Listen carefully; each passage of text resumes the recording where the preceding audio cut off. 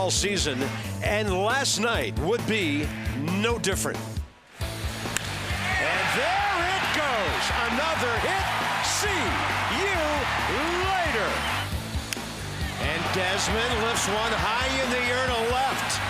This ball is coming down in the seats. 8 wins in the last 9. 3 games over 500 for the first time since early July. The Mets in town this weekend. Dylan G and Jordan Zimmermann in Game 1.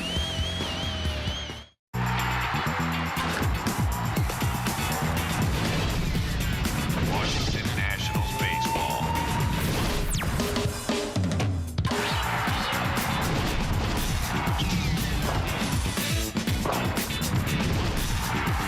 Washington Nationals baseball. Can the boys keep this roll going at Nationals Park? Free t-shirts thanks to our friends at American University tonight, and a big crowd expected as the Mets come to town. Holiday weekend underway. The Nats are 3 games over 500, and a lot of things going right for this ball club right now. Pitching, the offense, the defense, it's all working together. So maybe the pitcher's the most important guy because he starts the game with the ball, but maybe that shortstop's a real key, and the Nats have a pretty good quarterback out there right now. Well, he's been doing it. He's been leading by example, but he's also been doing it with the offense. When you talk about Ian Desmond and what he's done the last couple of seasons, only Carlos Gonzalez and Mike Trout, the only guys in baseball the last 2 years to be 20-20 guys. Ian Desmond just 2 steals shy of doing it for the 2nd straight year. And when you look at what he's done offensively for this team, games 130, that's first. Hits 140, that's first. Doubles 33, that's first. RBI 67 first. Runs 67 first, and he's leading them in steals with 18. So Ian Desmond has been walking the talk, and it's not just about the numbers either. It's about the way he's approached the game on a daily basis. Yeah, and he's the number 5 or 6 guy as a rule. The first 4 are doing an amazing job. Is it Span getting on base, Zimmerman second, Harper driving in runs, or Jason Worth doing everything? Those 4 guys in the 9-0 win last night were on base 11 times. Yeah, it all starts at the top of the order. When you talk about the resurgence of the Nats offense, I mean, 3rd in the National League in the month of office in offense for the month with 4 runs plus a game. So they're getting the job done on offense. They're pitching well. They're playing defense. And this is the streak that Nats fans and everybody in that first base dugout's been waiting for all year. Jordan Zimmermann hoping to keep it going. He could become the first 16-game winner in the National League. 3.32 ERA, start number 27.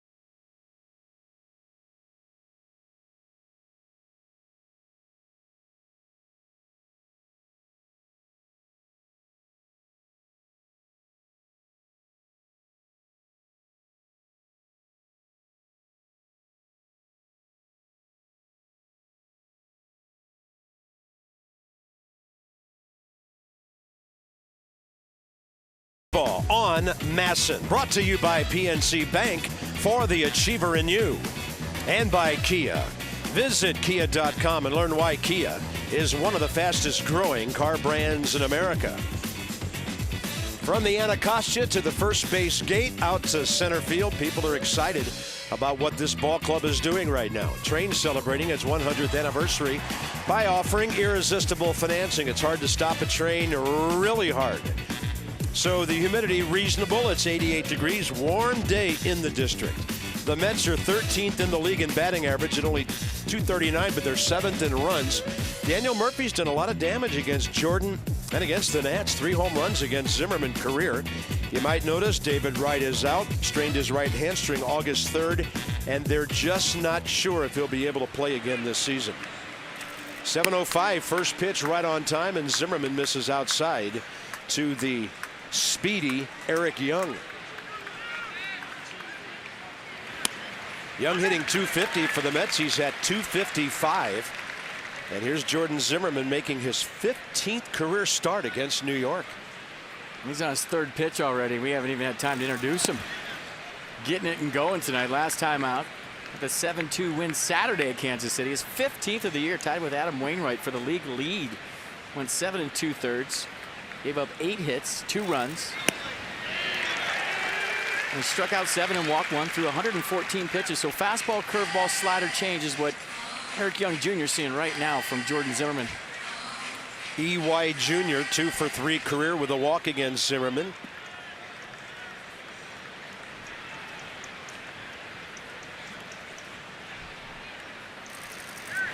And he misses inside, went breaking ball. 5th-year veteran Brian Knight has the plate. Mark Carlson, 14th year. Jerry Davis, the crew chief, 30th year. And 12-year man Dan Isanya on the bases. Mets are 60 and 72. The Nats 68 and 65. And that's a 3-2 pitch that was close and just missed. I see where this one missed. Eric Young Jr., very small strike zone. Not like he's 6'5". Call goes the Mets way right there, and a leadoff walk.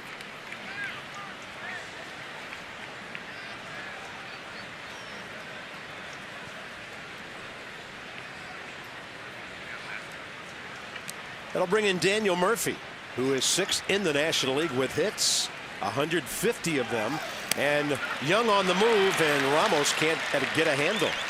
Eric Young has now stolen 24 bases for the Mets and 32 on the year. He has really been turned loose by Terry Collins. Well, that's a career high for him in stolen bases. His father, Eric Young, had 30 or more stolen bases 9 times in his career.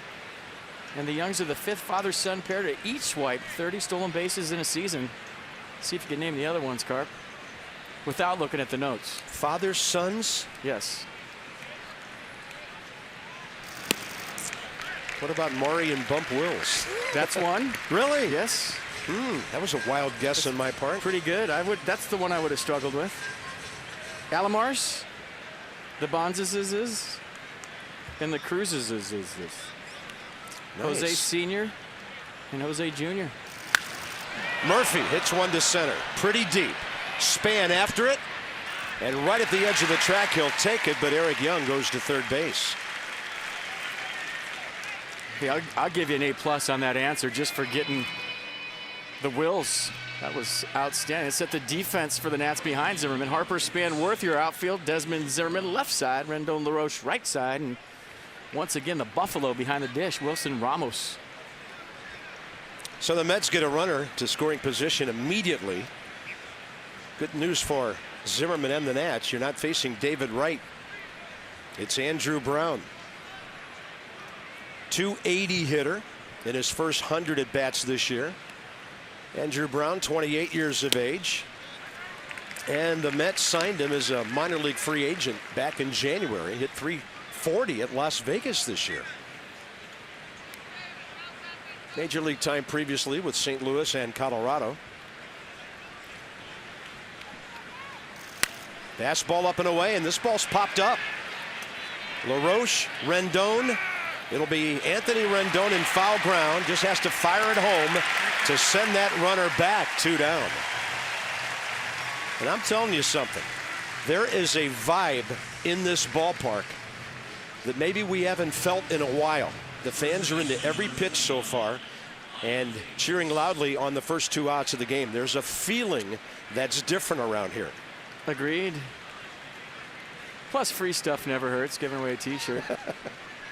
No, but this place has been bouncing for a good half hour already. The vibe, the atmosphere, usually on Friday nights is electric, but multiply that by about 10 tonight, you just get a feel that something different's going on, and it is. Here's Zyke Davis. And a breaking ball. Out to left, and Bryce Harper there, and Jordan Zimmerman pitches around the leadoff walk, the steal, and a runner at third with 1 down.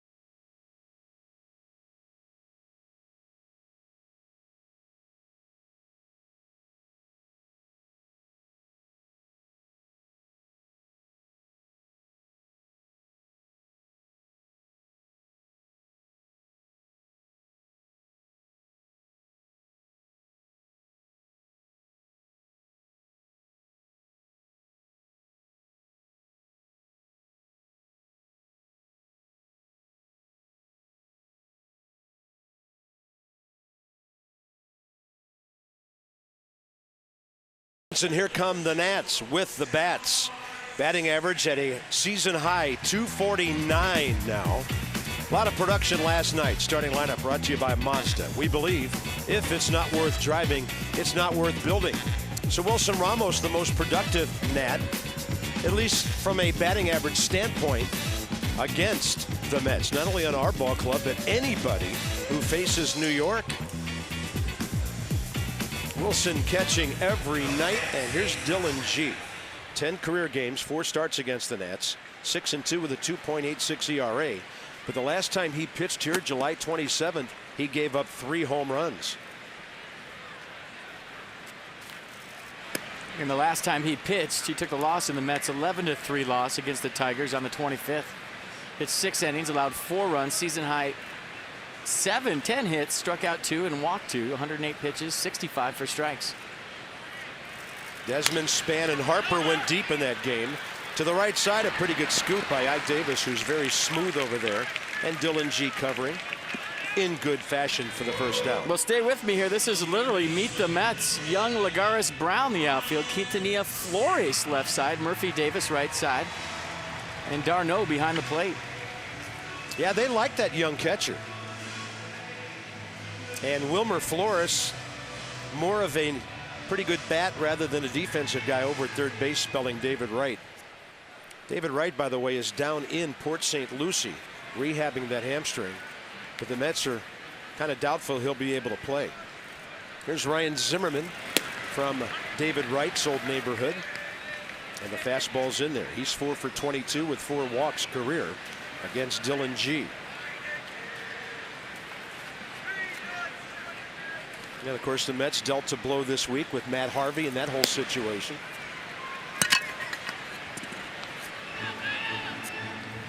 If Matt Harvey can't pitch next year, the Mets will have to hold on to some of their young arms in the organization that they were thinking about moving, maybe for a position player or 2.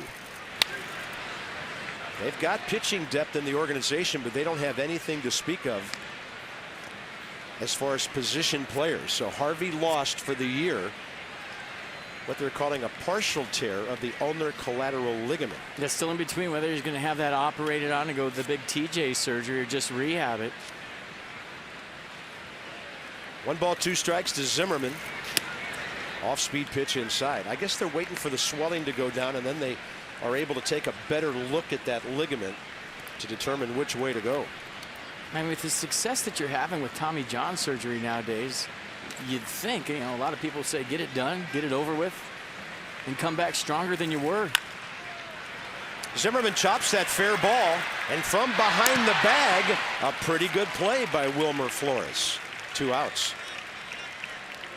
One thing Flores did well right there is throw that ball right over the top. Whenever you go to the backhand side at third base, especially in foul territory, you really got to fight to get on top, because that's a long throw across the diamond. If you get a 3/4 release right here, what's going to happen is the ball's going to run up the line, and it's going to be a tough play for the first baseman. But you see how Flores right there really got on top of that baseball, kept that true 12-6 rotation. The ball stayed straight, and a long throw to get Ryan Zimmerman. Nice play. Bases empty, 2 outs for Bryce Harper, who's on a career high 11-game hitting streak.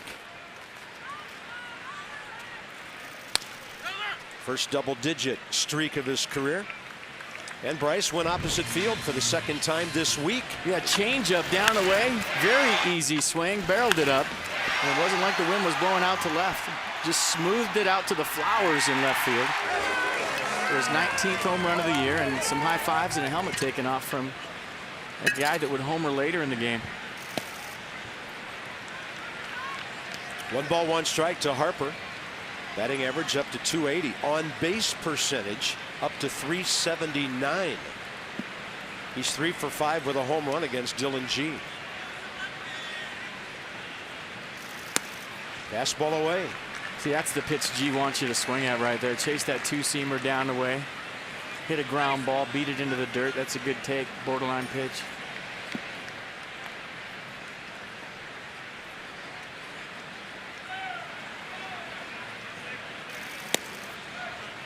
A little bit higher, but still outside. And now Bryce Harper in what we might call a power count at 3-1. G not afraid to throw the changeup in this count either. He'll throw it anytime, anywhere. Lives off the changeup. Probably his best pitch.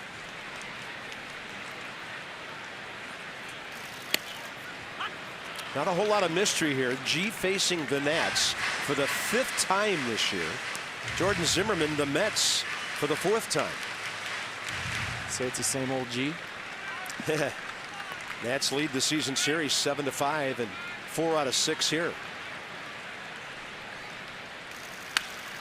Had Bryce reaching with an off-speed pitch. You called it. Bryce grounded it, and Daniel Murphy threw him out. No score. The weekend against the Mets underway.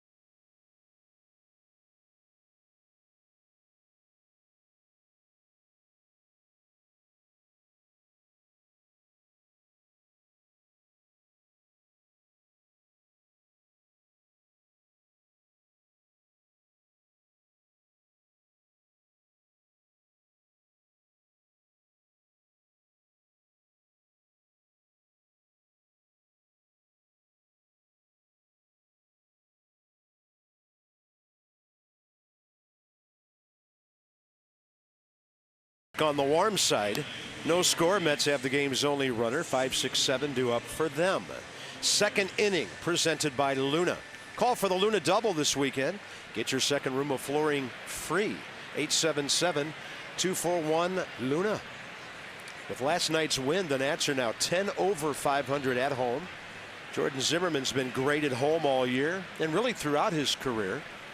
So even with a leadoff walk, he only threw 12 pitches first inning. Juan Lagares, the center fielder. Man leads off, and that's in there. He's on a 4-game hitting streak, and he's 2 for 3 career with a walk against Zimmerman. 24-year-old outfielder from Constanza of the Dominican Republic, signed with the Mets at the age of 17. The guy can really play center field, plays shallow, has a great arm, covers a lot of ground out there. Plus defender. Still kind of learning the strike zone at the major league level, but a guy with a serious upside. Yeah, one of the things the Mets are shopping for is a power hitting outfielder. Marlon Byrd gone, John Buck gone, traded this week to Pittsburgh. And Jordan shows him something in the dirt on 0-2, Terry Collins Ball Club. 20.5 back of Atlanta. They're 10 under at home, but they played better on the road, 32 and 34 away from Citi Field. And he's still learning his players. I mean, they're calling up guys from AAA. He's trying to figure out what they can do at the major league level. They play that month of September. Talked to Terry today, caught up with him. He's trying to learn his ball club because it's brand new. Breaking ball, no swing, says Mark Carlson. All right, help me out. What do you think? No shot. He held.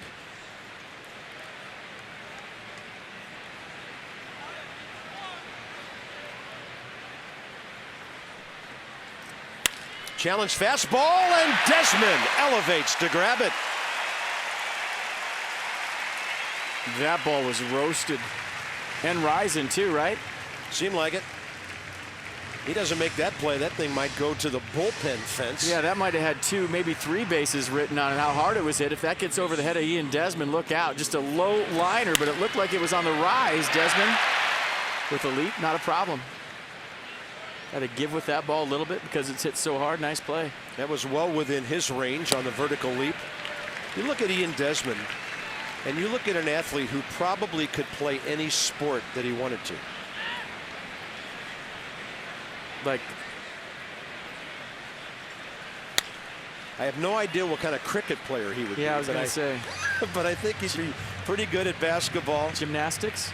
No, too big. Too big for that. Rowing? Yes. Curling he would be really good at, I think. You mock me, but you know you agree with me. 0-2 to Wilmer Flores, and that didn't last long. Jordan Zimmerman takes care of him. 5 in a row now since that leadoff walk. 95, and watch the run back fastball right here. Jordan Zimmerman doesn't throw a 2-seamer. He throws a 4-seam fastball, but a lot of times he throws it so hard and gets inside of it just enough to get that swing back run to catch the front corner, and that's just to hang with him. There's not a whole lot any right-hander can do with that pitch. Here's an intriguing young catcher the Mets got from Toronto with John Buck and a couple of other guys when they traded R.A. Dickey, and 2 catchers to the Blue Jays, Josh Tolle and Mike Nickias. 24-year-old Travis d'Arnaud, brother of Chase d'Arnaud with the Pirates. They're both from Long Beach and played at Lakewood High School out there. They think this young man's going to be a very good receiver. Bit of a scuffle at the big league level. 10 games, 3 out of 28. Originally drafted by the Phillies. And then to Toronto in the Roy Halladay deal back in 09. So he's been a part of some big trades.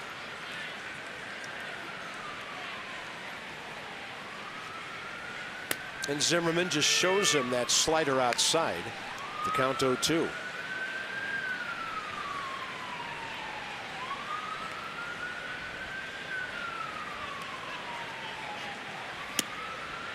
Trying to paint with a fastball. Ramos tried to frame it. Kickball? Yes. Highlight? Yes. Absolutely, yes. Yeah. Right. Anybody from Florida who's a great athlete knows about highlight. Oh, dodgeball king for sure.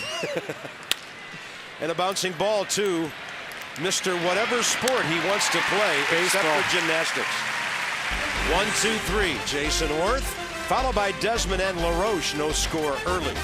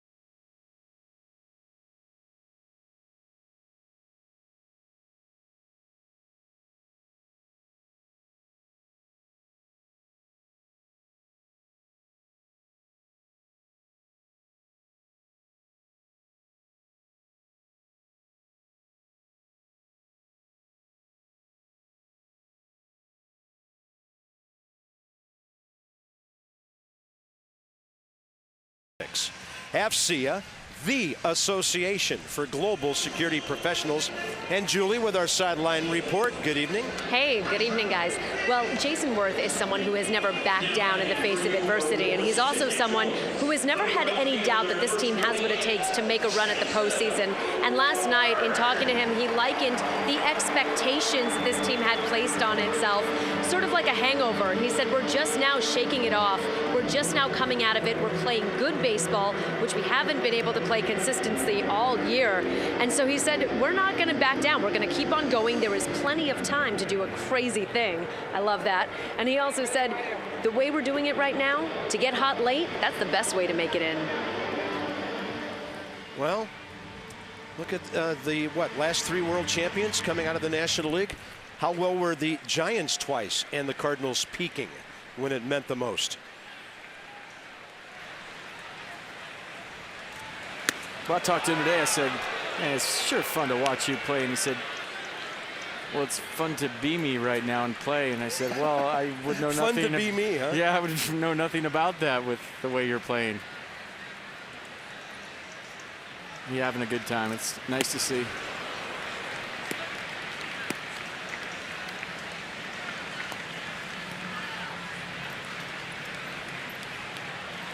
Worth 8 for 28 career, 3 walks against Dylan G.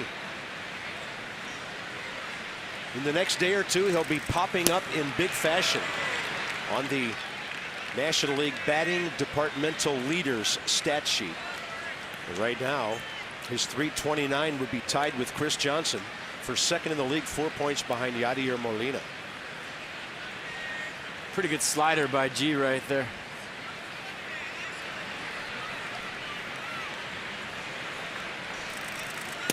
Runs that fastball back to the outside corner, and Worth caught looking. Mercedes-Benz will show you some swing back action. Well, I like the strike 3 that Jordan Zimmerman just threw to Wilmer Flores. Little backdoor fastball. Came back, caught the outside corner. Watch G get inside of this ball. See the rotation, just kind of bringing it back right there at the end to catch the outside corner. Perfect pitch. When you have to make your decision as a right-handed hitter whether to swing at that pitch or not, it is clearly outside.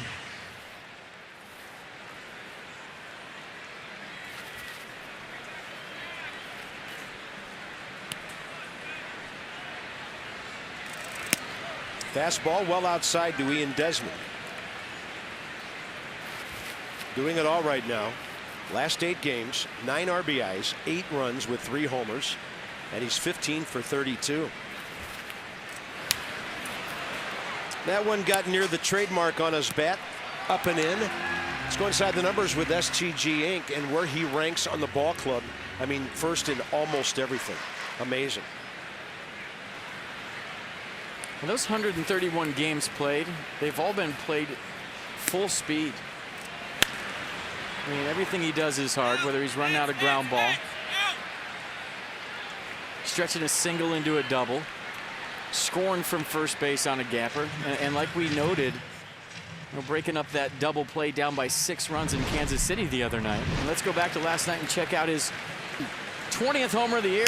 Two-seam fastball, inner half. It was a high fly ball that just carried out of here. Well, usually his home runs are more of the line drive variety, but that one got underneath for home run number 20.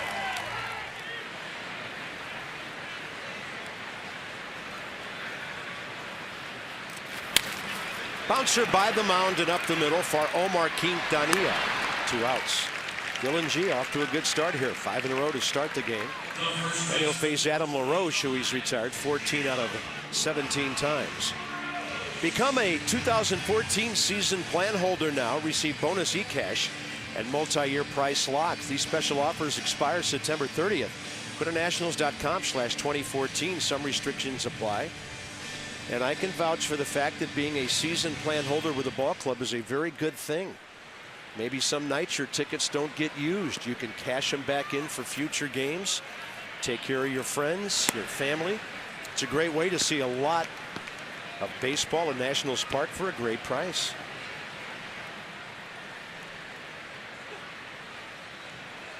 No FP, none of my September tickets are available. So hey, I'll tell you what. If you came last night and saw the Red Rocker, you got your money's worth, because that was some great. kind of show. I've been to every one of the concerts. They've all been fantastic, but the crowd last night was into it. He was fantastic, and it was some kind of atmosphere here at Nats Park during the game, but even more so after the game. 65 years old. You wouldn't know it. 2 balls, 1 strike to Adam LaRoche. Mets put a big shift on. Nobody anywhere near third base. And he'll line one on the ground. Hit hard. That's the shortstop, Quintanilla, playing up the middle. So a good first 2 innings for Dylan G. He's been tough on the Nats throughout his career.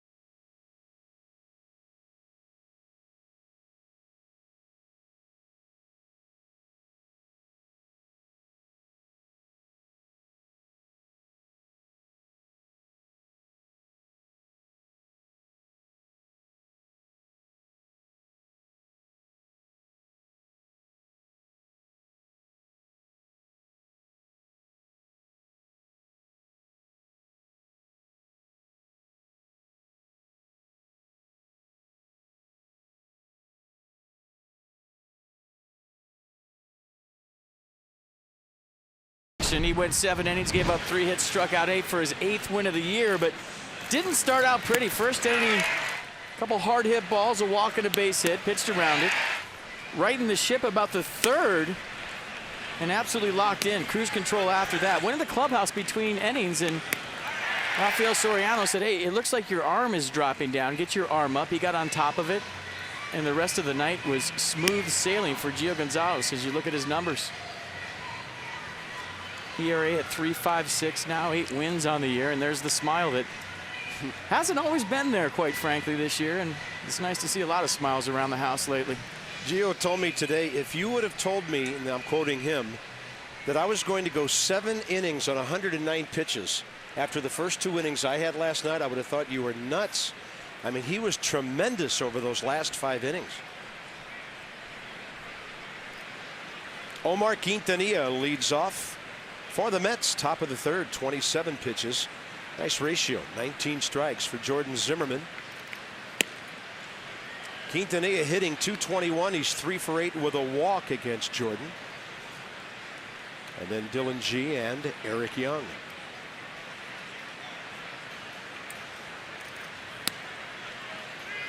By the way, that last inning on LaRoche, that was the 3rd baseman, Wilmer Flores, who leapfrogged Quintanilla to play up the middle. Some teams do that. They'll leave their shortstop near that position and play the 3rd baseman up the middle. That's what the Mets did on the Nationals' right-handed hitter. This will be a simple play for Rendon. And now 6 straight for Jordan Zimmerman since walking Eric Young. The Nats won, scored 7 or more runs last night. And today, 50% off your regular menu price online order at Papa John's. Enter promo code NATS50 when you go to papajohns.com. Valid at participating D.C., Maryland, and Northern Virginia. Papa John's. How pumped is Papa John's that the offense hasn't been rolling like this all season? They are tossing some dough tonight. That's on the corner. 0-2 to Dylan G, who's 6 for 47 this year and a 129 career batter.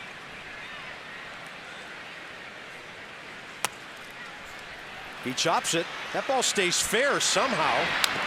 Funny looking hops, and Ramos pouncing right on it. 2 down.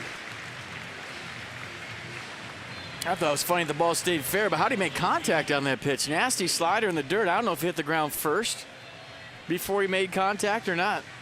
Just a little emergency 9-1-1 hack from Dylan G, and it's a low pitch. And look at the rotation that would make you think that that ball was going to kick foul, right? Inside out rotation, but it came back fair.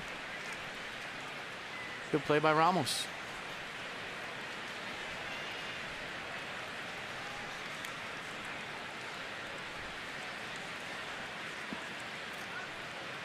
Top of the order, Eric Young.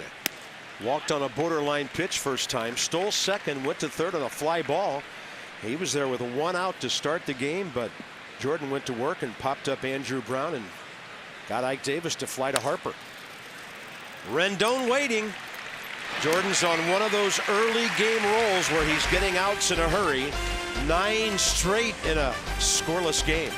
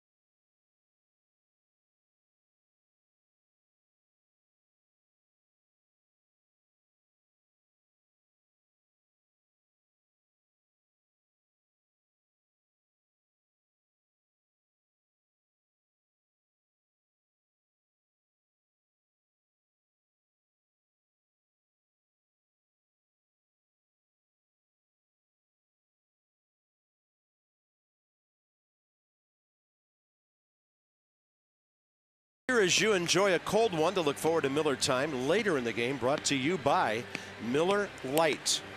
Cincinnati's at Colorado tonight. Bronson Arroyo 13-9 against Jorge De La Rosa, 14-6. So we'll see how the Reds fare out there.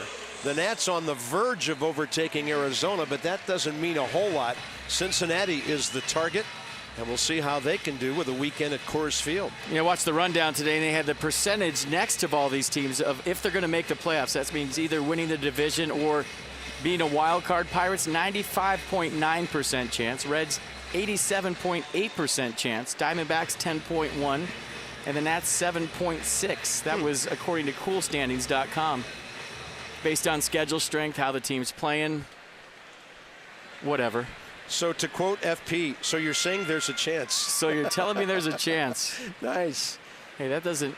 Now, there's this, intangibles in there that a computer can't spit out. That's what I'm saying. Percentages. I mean, is this based on a bunch of opinions they've plugged in, numbers, or what? A bunch of different formulas, and you plug it into a computer, and that's what the percentages came out. But for me, it's who's playing the best baseball right now, and I think there's no doubt that the team in white is playing some of the best baseball in maybe all of baseball. Here's Ramos, who we told you earlier, just clubs the Mets. He does it again!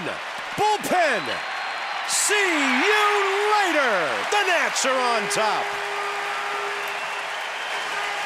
As if on cue, Ramos hits his 9th of the year.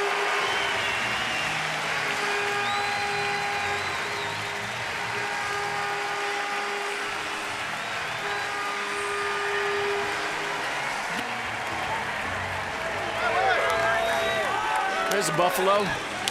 Desmond with the helmet off.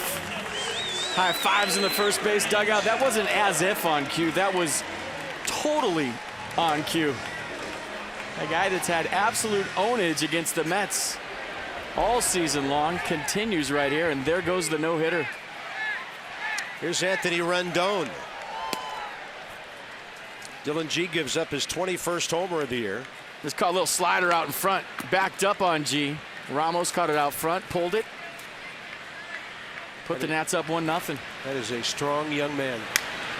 On a fastball up, Rendon inside out swing. But such a good shot. The last one we saw the spinning slider that didn't too much. This from the side just to show you the extension and the torque and how he used his lower half and even was fooled a little bit, but kept his hands back just enough to ride that one out of here.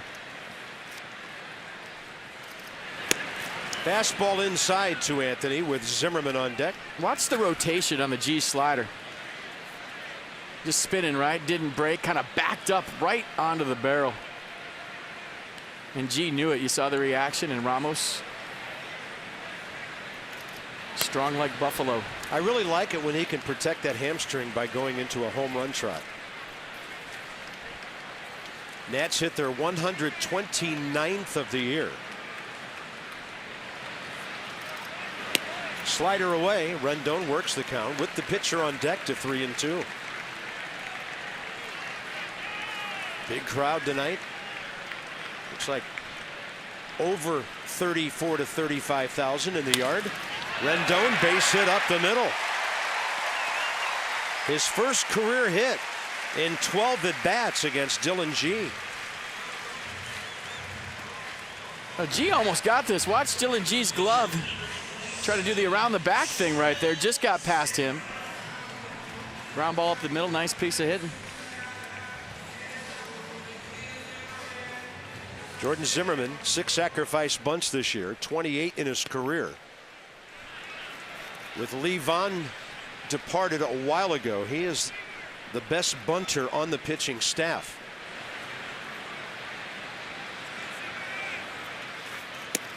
Doesn't even make an offer. Well outside. Well, Wilmer Flores is charging too hard, and Jordan Zimmerman's the kind of guy that has the option to pull the bat back on his own if he wants. And there's a controlled charge at third base, and there's what Wilmer Flores is doing right now, and he's kind of backing up a little bit, but he is charging hard, and he is right on top of Jordan Zimmerman. He's going to butcher boy this one out to short, and the runner was going. Just as good as a sacrifice. Rendon on the move, and Jordan Zimmerman gets him to scoring position. 1 out. Well, you know, that was put on right there by the fact that Flores was too close the first time up. You see him right there. He backed off a little bit. He was about 3 steps towards Zimmerman the pitch before. So that's why that play was put on. Little butcher boy hit and run, executed perfectly. And yeah, some knucks in the dugout for Jordan. Nicely done. Yeah, your point well taken. If he pulls that, that bounces over the third baseman's head and well down the left field line. And with Rendon running, guy might score on a play like that. Here's Denard Span, who has 37 RBIs. Pulled the ball first time to Ike Davis. And the breaking ball comes in from the outside.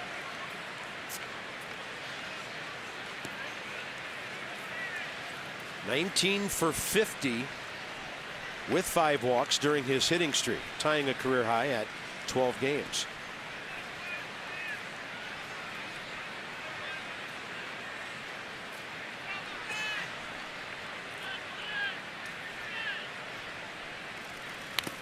You know, some teams will have, when you have a pitcher up there that can handle the bat, they'll have a sign that is a bunt sign with an option, meaning you have the option right now to pull the bat back and slap it by somebody. Usually early in the game when the run doesn't mean anything. Then you have the bunt sign that means you're bunting no matter what. And I have a feeling that Trent Jewett right there and Davey Johnson decided to let Jordan Zimmerman swing away. And we like the fact that they started the runner. It's good baseball.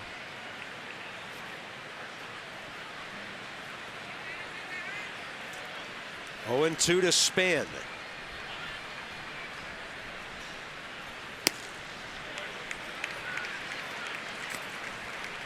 We like to throw terms up on the screen occasionally. The old butcher boy that Jordan Zimmerman just did.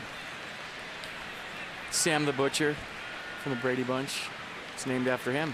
Really? No. Now that I didn't know. Made that up too. Pulls the bat back slightly, not a full swing. But you've got to have a pitcher who can do some different things at the plate to get that done. Zimmerman's one of those kind of guys. Span, right side. Nice pick by Daniel Murphy to his left. 2 outs. And third base for Rendon with Zimmerman coming up. Yeah, nice play by Murphy right there, ranging far to his left. That ball looked like it had a chance to get into right field and score Rendon. Murphy, a guy known more for his offense than his defense at second base, made a really nice play.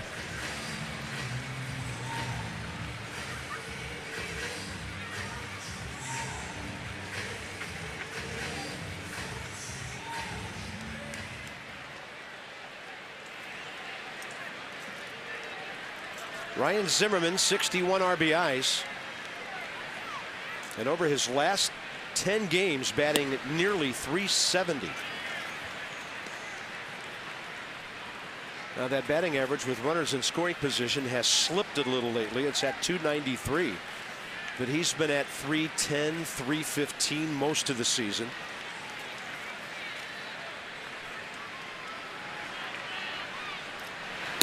And a good take on a slider away to get the count in his favor. Big time.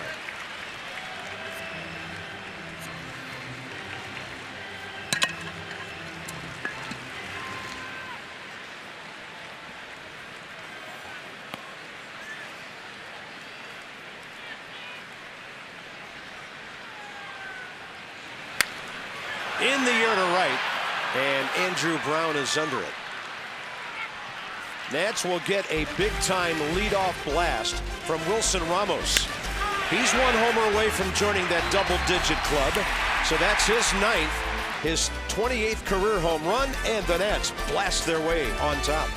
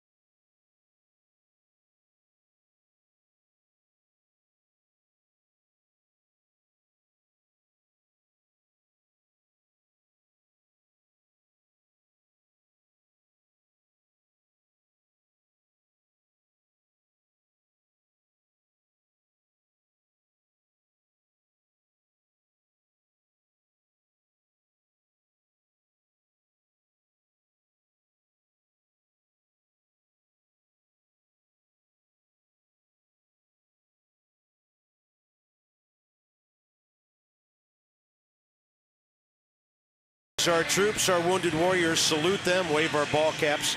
It's our Navy Federal Credit Union troop recognition. 4 million members, 4 million stories. Navy Federal Credit Union, and even Jordan Zimmerman takes a moment or two out from his warm-up tosses to salute those who make it possible for him to be out on the field with his battery mate, for us to be in the booth, and for us to all enjoy the amazing freedoms we have in this country. Another home run. Ramos goes deep. $250 more to the Children's National Medical Center. Thanks to our D.C. area Lexus dealers. Lexus, the pursuit of perfection.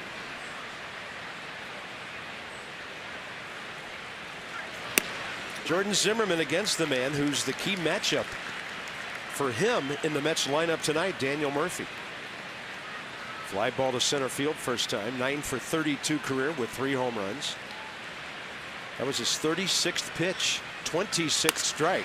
And Murphy gets one by Zimmerman for the first base hit of the game for the Mets. That's Murphy's 151st hit. Against the Nats this year? No, against everybody. But a good portion of them against our pitching staff. Seems like it, right? He's such a tough out. Nice piece of hitting right there. Pretty good job of staying with a good pitch down the zone. Goes the other way. Nice effort by Ryan Zimmerman at third. But the first knock of the night for the Mets.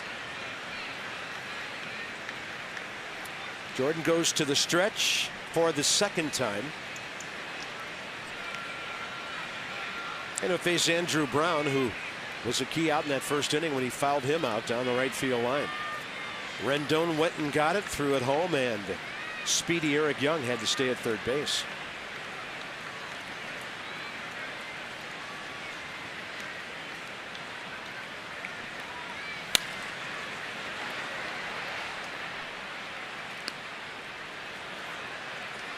Inside the numbers with STG Inc.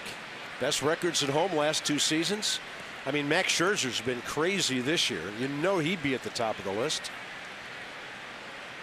So a couple of National League guys there. The Reds' Matt Latos and the Nats' Jordan Zimmerman.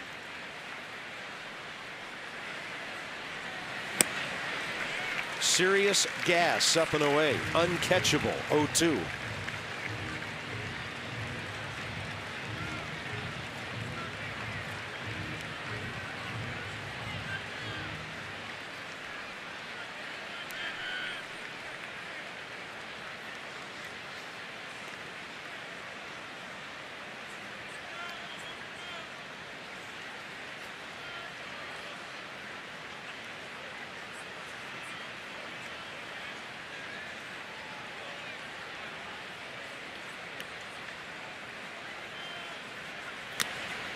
On a check swing.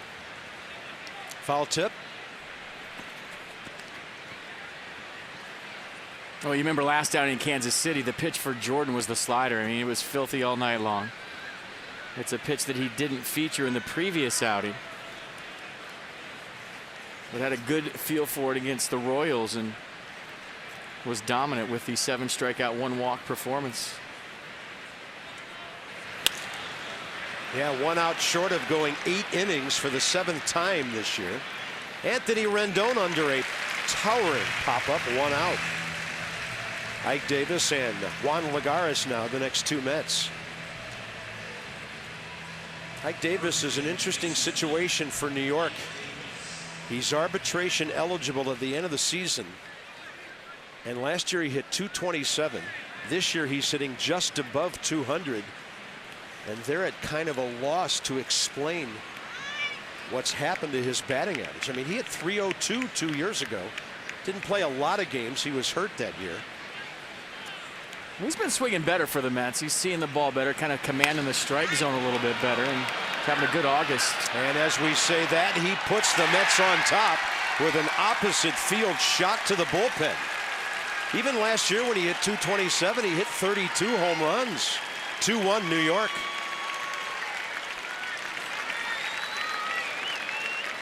Yeah, coming into tonight, 292, 12 runs scored, 7 doubles, 2 home runs in the month. His .477 on base percentage, 7th best in the majors, and he gets a fastball away from Jordan Zimmerman. And it seems to be where the ball's carried tonight here at Nats Park, and to his own bullpen to give his team a 2-1 lead. Good swing. Wasn't a bad pitch, but Ike Davis, a good low ball hitter, got one right in his turbo zone. That's where he likes it. Mets have now hit 115 home runs, 10th in the league, and that's number 9 for Ike Davis, his second career against Zimmerman. Juan Lagares reaching. NO2 with 1 out. That was Jordan Zimmerman's 18th home run given up.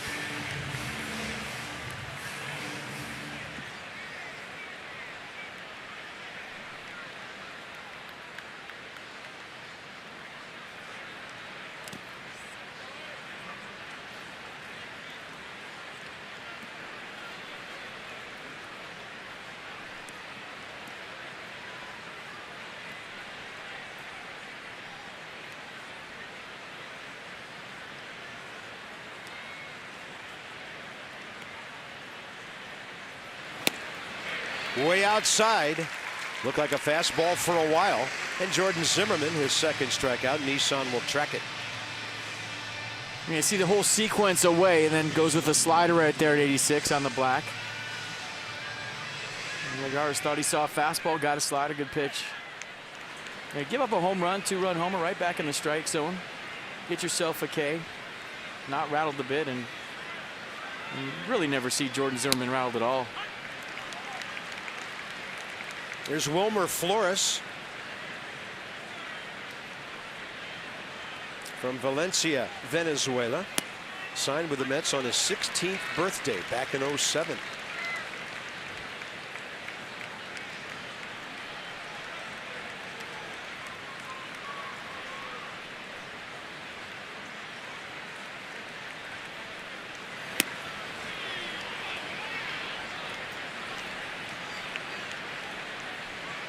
Struck out looking first time. And Zimmerman, as always, working quickly. Nice slider. Good dive on that. 2-run homer by Ike Davis. Mets have the lead with Harper, Jason Worth, and Ian Desmond coming right up.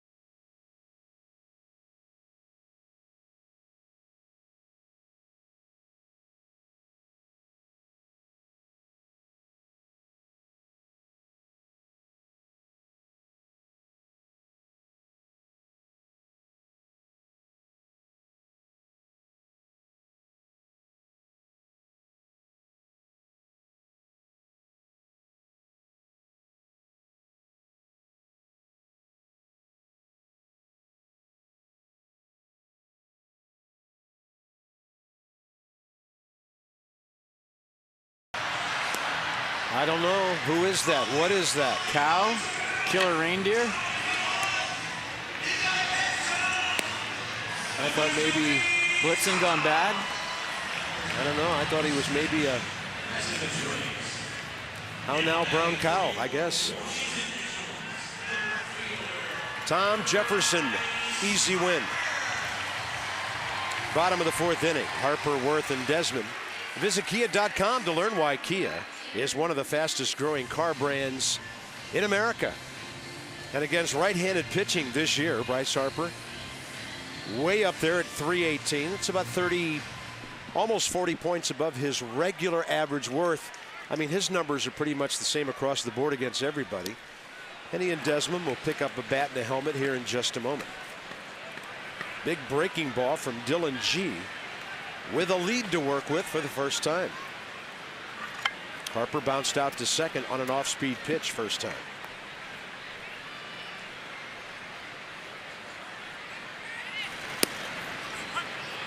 No balls, 2 strikes.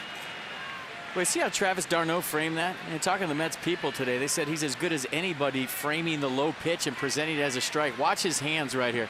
Boop, just that little turn, gets the call. That might have been down, but talk about having soft hands on a low pitch. That was impressive. Had Harper reaching again. Murphy. Rice hustling down the line, out by a step. Bottom of the 4th, 1 out. And the 8 o'clock hour arrives in a great baseball night at Nationals Park. Big crowd on hand. Trying to see if this ball club can make it 4 in a row and 9 of the last 10. Also shooting for a 15-5 run if they could win tonight. Worth called out on strikes first time. Dylan G got ahead of him and then took a fastball, swinging it right back to the outside corner.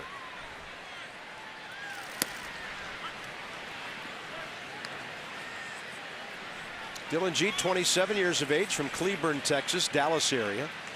Went to the University of Texas, Arlington. Mets took him in the 21st round in '07. Career record 30-24. They've lost Jeremy Hefner, who will have Tommy John surgery.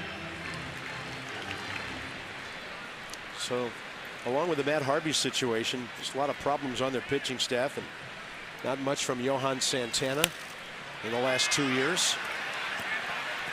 That ball over near the barrier and just deep enough into the dugout. Slots, tables, and dining, the ultimate triple play. Hollywood Casino, Charlestown Races. Well, McCutchen going crazy for the Pirates. By the way, they lead tonight 2-0 over St. Louis, and Worth right behind him.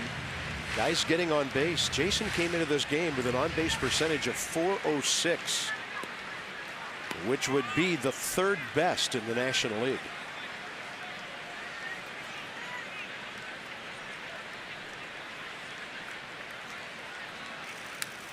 Fastball up. Worth staying alive. He's done a great job of extending at bats with a very productive hitter right behind him. Well, the one thing that G did last time, run that fastball back, you have to hit that spot. We've seen Worth locked in like he is go out the other way. That's the danger of throwing that pitch, and they go change up right there. But if you're going to throw that 2-seamer on the outer half, a lot of times for a right-hander to a right-hander, it can run back right down the plate.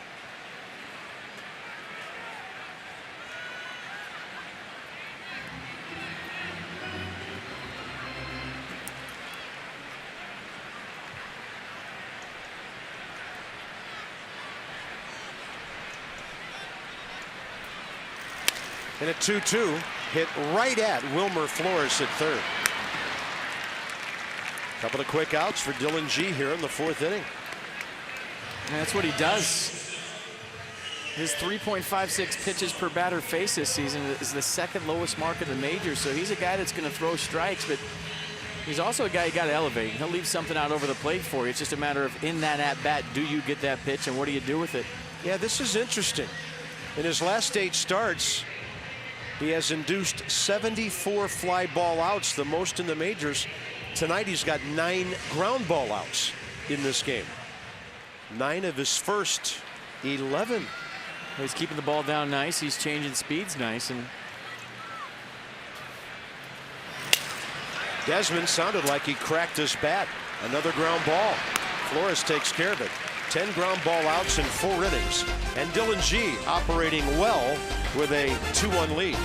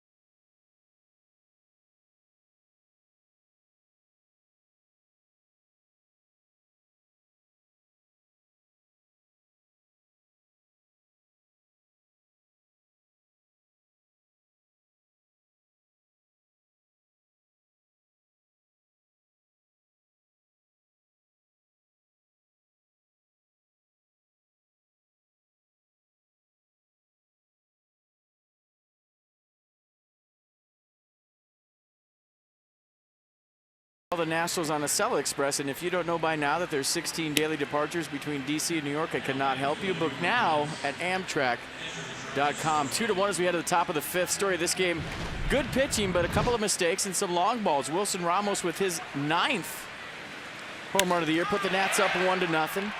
Low line drive into the Nats bullpen, or into the Mets bullpen, excuse me. Strong like Buffalo.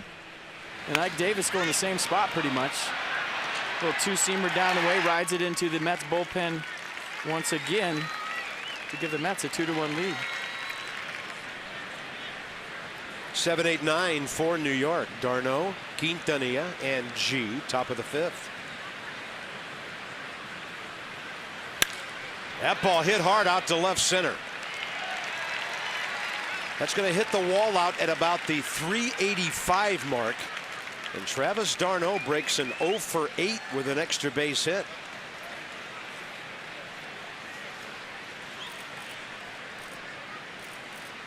Yeah, he was a guy that came into this game in a big-time scuffle. And he's jumping on the first pitch right there. You see Ramos wanted it outside. The ball kind of ran back all over the first pitch. A little ambush piece for a leadoff double here in the fifth. Good swing. Fractured his foot in April. Played 7 games at AA, 19 at AAA. And the Mets called him up. Omar Quintanilla, good Batman as far as moving runners and all that, but the pitcher is on, so he's probably trying to drive a run in here. He bounced out to Rendon over at second base his first time up.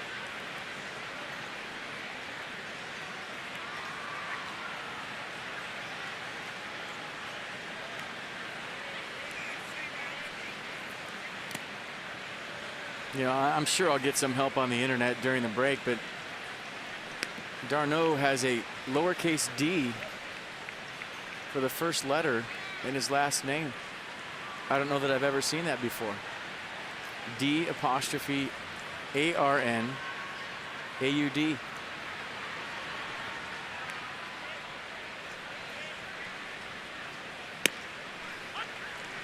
And they have another guy, Matt Dendecker, same way, lowercase d. Yeah, Dendecker from New Jersey. And of course, Travis d'Arnaud and his brother Chase, who plays for the Pirates, Long Beach guys.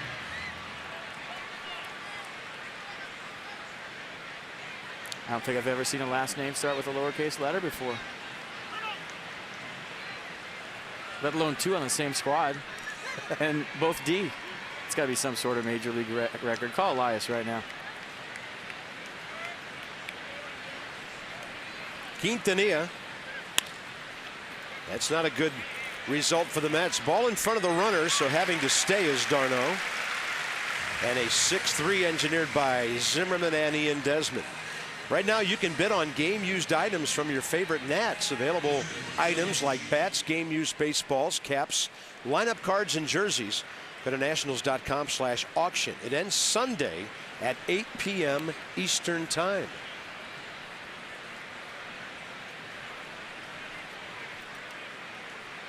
Dylan G, little bouncer in front of the plate first time. And he'll pull that ball foul. So he has 6 hits and 48 at bats this year. And he's 0 for 3 career against Jordan Zimmerman.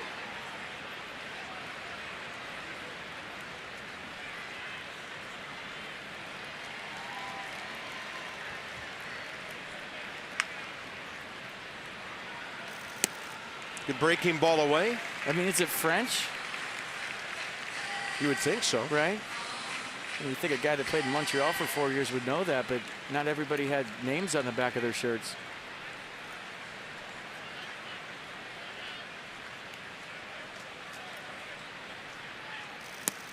Swing and a miss on a ball low and away.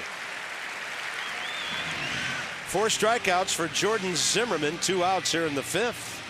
Some K's for kids, $37 times 4 now to the Children's Inn at the National Institutes of Health. It's thanks to our DC area Toyota dealers helping children and their families with Toyota. K's for kids.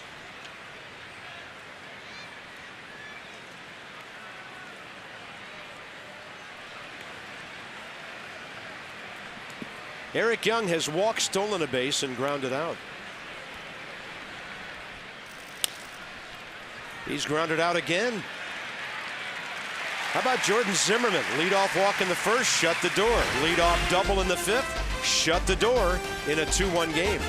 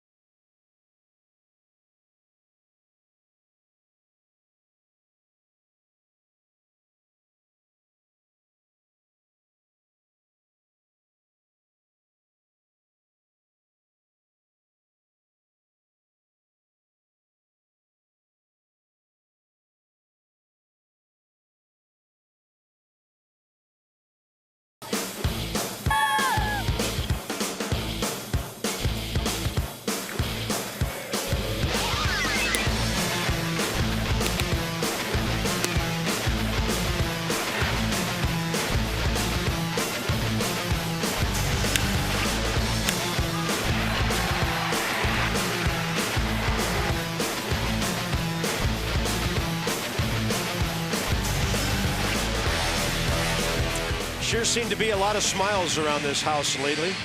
Nats on a roll. Down by a run to the Mets. Let's go inside the numbers again with STG Inc. 285 batting average this month, as you see Rick Shue, who's very pleased about that number. So this would be the first time since '02 the Nats would have such lofty success leading the league in hitting. 276, Arizona. They're second. Yeah, would we count 31 more hits during the Miami series? Adam LaRoche bounced out to the third baseman, Wilmer Flores, who's playing in a second base position right now. Shortstop Omar Quintanilla is the only man on the left side of the infield. Pretty efficient night for Dylan G, trying to beat the Nats for the 7th time in 9 decisions career. So I got to the bottom of the Arnaud thing. The D is French. It means of or from. Right. And Arnaud means people. He's a man of the people. He is. Same guy, third baseman over there.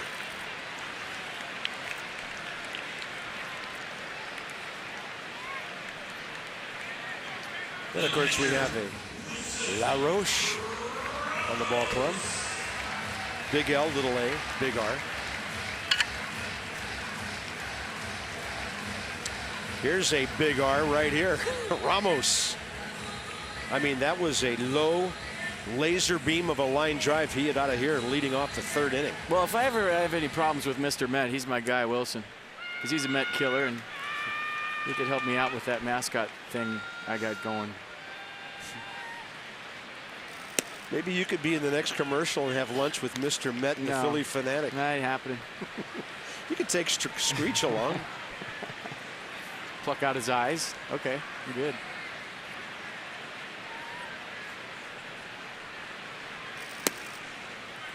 Look out here, 2-0.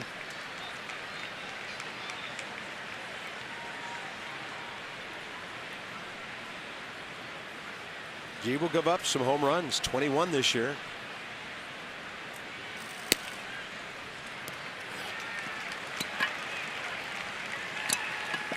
Green light. Oh, yeah.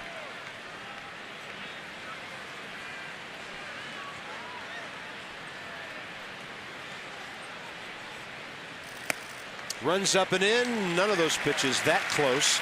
Wilson Ramos on for the second time. Nats have only had 3 base runners. Him twice. And the man walking in, Anthony Rendon, who singled up the middle after the homer, 3rd inning. Gavin DeGraw will be here tomorrow night after the 7:05 game against the Metropolitans. Game tickets at $10 starting. Go to nationals.com/Nats Live. You must have a valid game ticket that says August 31st.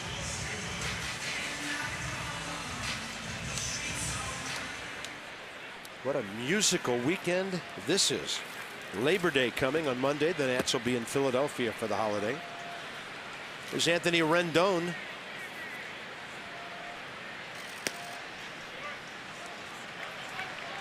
Good at bat, his first time up, ground ball up the middle. He's now 5 for 14 in his last 5 ball games.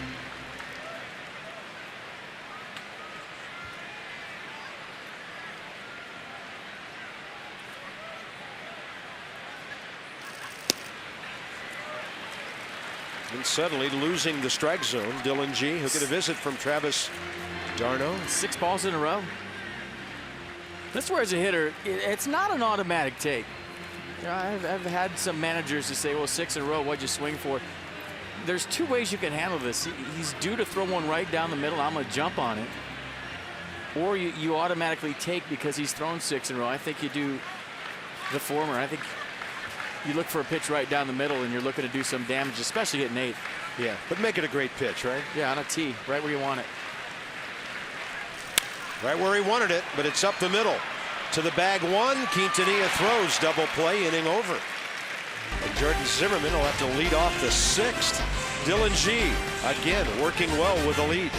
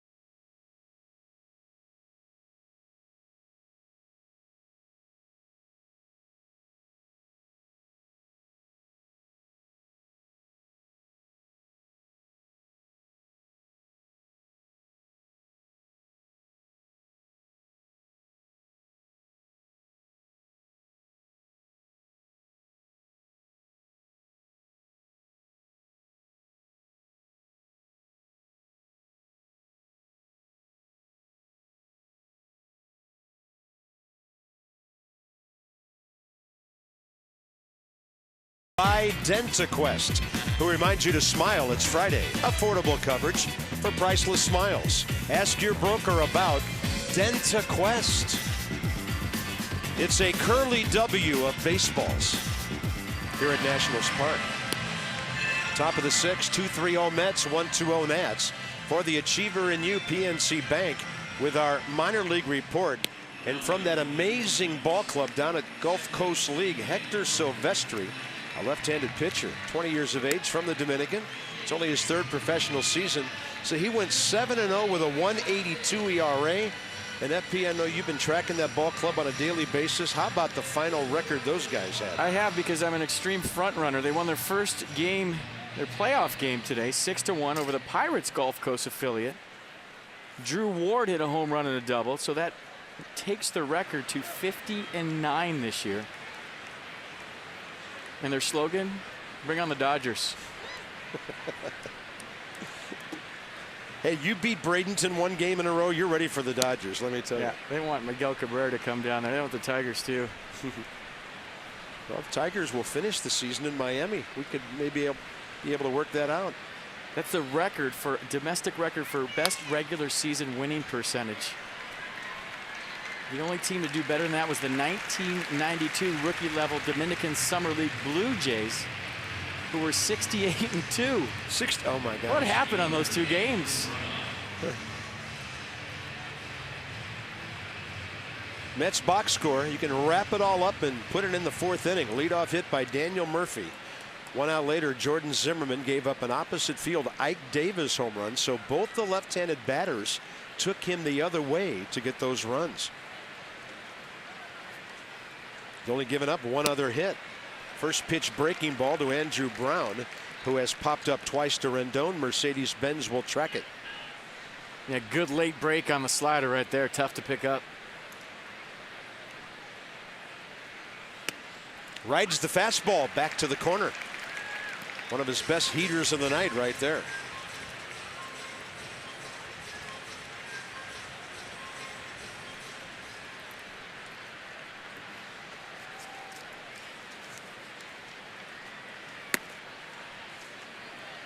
And Andrew Brown did not go up the ladder. Ike Davis, the home run man, next.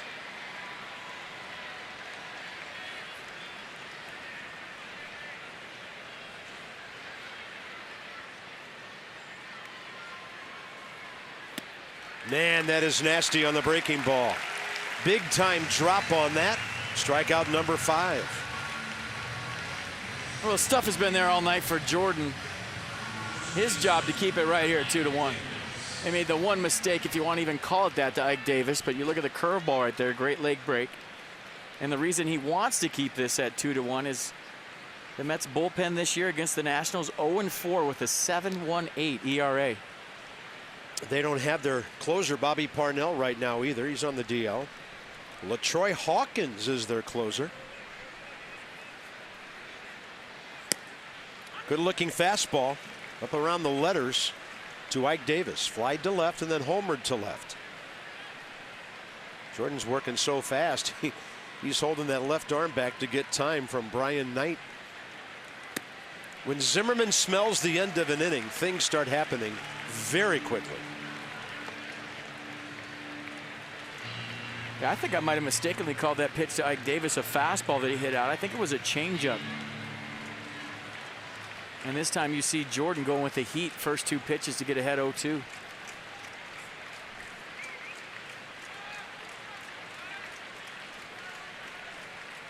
Target in and up. Kind of missed his spot, but he didn't miss the third baseman. Ryan Zimmerman over to LaRoche, and we're going to the bottom of the 6th. Zimmerman will lead off. Nats down by 1.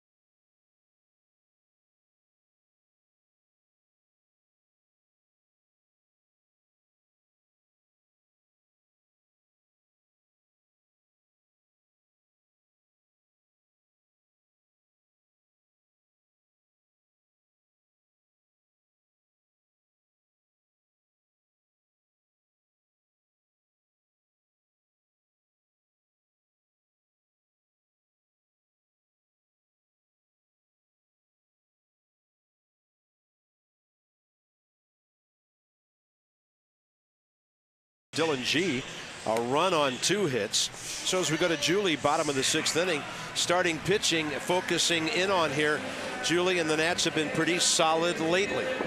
Absolutely, and there was a lot of question as to who was going to start in Sunday night's game. That would be the 5th starter slot. Would it be Steven Strasburg, who only pitched 2 innings on Wednesday before the rain delay, or would it be Ross Ollendorf, or would it be rookie Tanner Roark? So Davey Johnson decided to use Tanner Roark in last night's game in those last 2 innings, the 8th and 9th, where he came in for some relief in order to save his bullpen. He thought he would be best suited due to his durability. Steven Strasburg not wanting to be taken off his regular day's rest. And so it will be Ross Ollendorf will be starting on Sunday night. 3rd game of the series here against the Mets. Jordan Zimmerman will pop it up. 4 infielders converge. Pitcher gets out of dodge, and Ike Davis makes the grab. Nats box score. You can wrap it all up in the 2nd inning with a Ramos leadoff homer. Rendon then a base hit. And the Nats have only had 1 other base runner, Ramos walking in the 5th. Erased in a double play. Dylan G, 13 ground ball outs. Steve McCaddy said yesterday that another reason for not bringing Strasburg back early, the fact that there was a little bit of irritation in his back during that start the other night. And they just want to keep him on his regular routine here. So the big windup is going to get the ESPN Sunday Night Baseball start. How about that? We'll probably get 48 different angles of that windup. Break it down.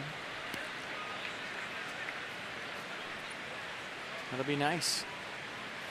Well, hopefully the Nats will have a good Friday and Saturday. Dan Herron, Zach Wheeler tomorrow night.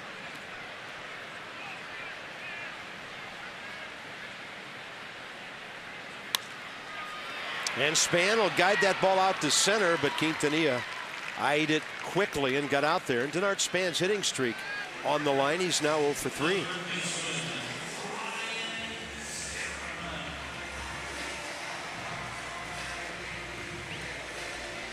Speaking of upcoming games, next 5. Herron and Wheeler. Jonathan Neese and Ollendorf on Sunday night. Then it's on to Philly for 3. The Nats will play 3 night games at Philadelphia. Have Thursday off, then go to Miami and New York on that trip.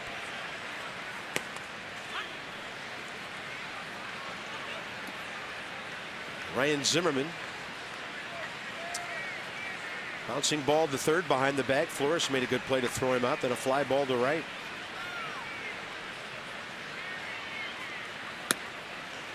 Counts even 1-1. 2 starters who get the ball and they're ready to work. Well, 3rd time through has been a problem.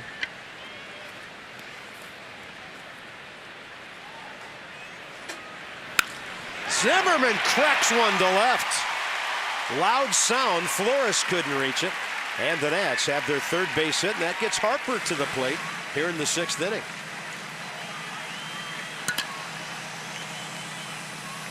Well, you start to see if Dylan G's getting tired. That's elevated. Now, he's been down the zone all night long. That's why he's been successful up to this point. Just the 3rd hit of the night for the Nationals. And you wonder if he's getting a little bit gassed with that elevated fastball right there for a Ryan Zimmerman single. Twice tonight, Dylan G's gotten ahead of Bryce Harper.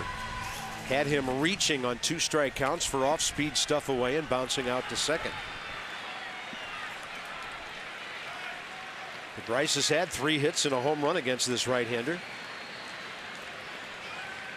Well, that's a good throw over right there by Terry Collins. And the only thing he's doing is telling Ryan Zimmerman, hey, we're not forgetting about you over here, because Ryan's the kind of guy that will steal a base if you don't pay attention to him. Smart throw over.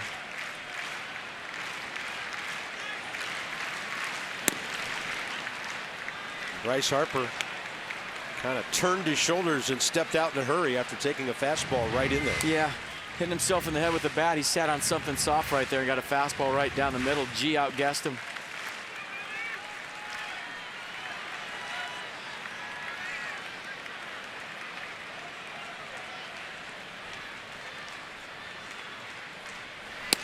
And he gets another one.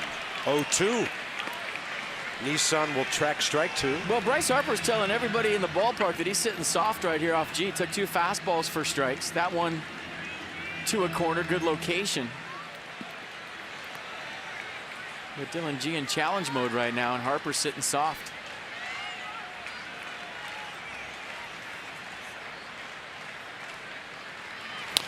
And then a breaking ball that Bryce hits one third time in a row to Murphy. 14 ground ball outs for Dylan G. And this 2-1 game into the 7th inning.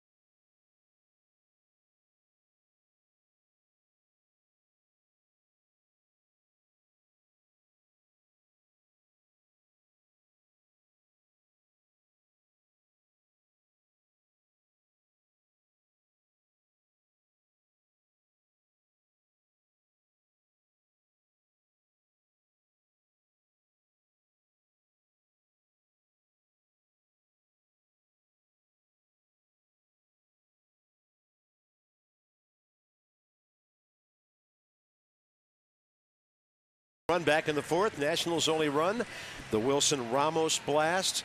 The unpredictability of baseball one night to the other, coming off a series with 31 hits against the Marlins, and 2 starting pitchers really doing a great job in this one. Well, Dylan G's done this to the Nats before. On June 29th, 6 hits, 1 run. Before that, 9 hits, 1 run, 7 strikeouts, and 3 hits, no runs a time before that. So although the Nats have beat Dylan G recently, he's doing the same old, so he's same old G here tonight against the Nats. If he's kept the ball down nice, you just hope that he gets tired, starts to elevate the ball, and you get in that bullpen. Yeah, kind of out of character for him with all the ground ball outs tonight, because over his last 8 starts, throwing as many fly balls as any pitcher in baseball. So Jordan Zimmerman's got to keep this close. Juan Lagares leads off, top 7. That was pitch number 69 and strike number 54. How about that ratio?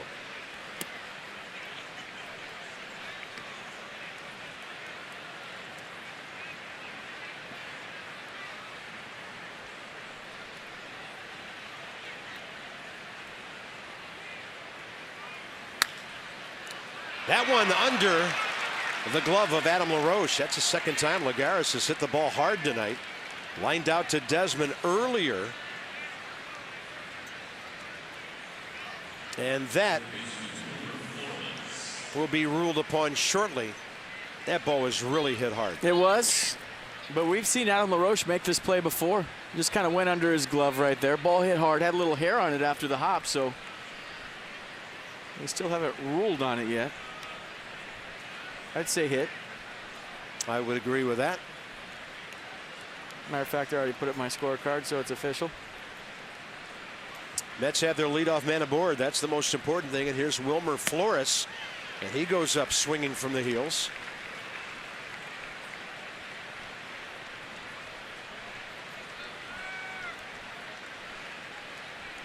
Right now, somebody's looking at too many replays to make that scoring call. Slow bouncer, Desmond takes the sure one, and LaRoche spins out of the way of the runner. So Lagares at 2nd base with 1 out here in the 7th. Every 90 feet, crucial in this game. Potomac Nationals, 1 of 4 Washington minor league clubs heading for postseason play. It all gets underway September 4th through the 6th at Fitzner Stadium in Woodbridge. Get season tickets for next year or playoff tickets for this year. 703-590-2311 or PotomacNationals.com.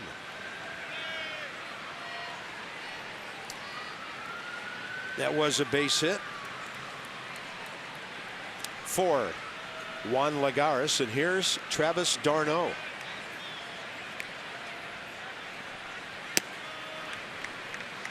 Hard slider, 85. Good strike.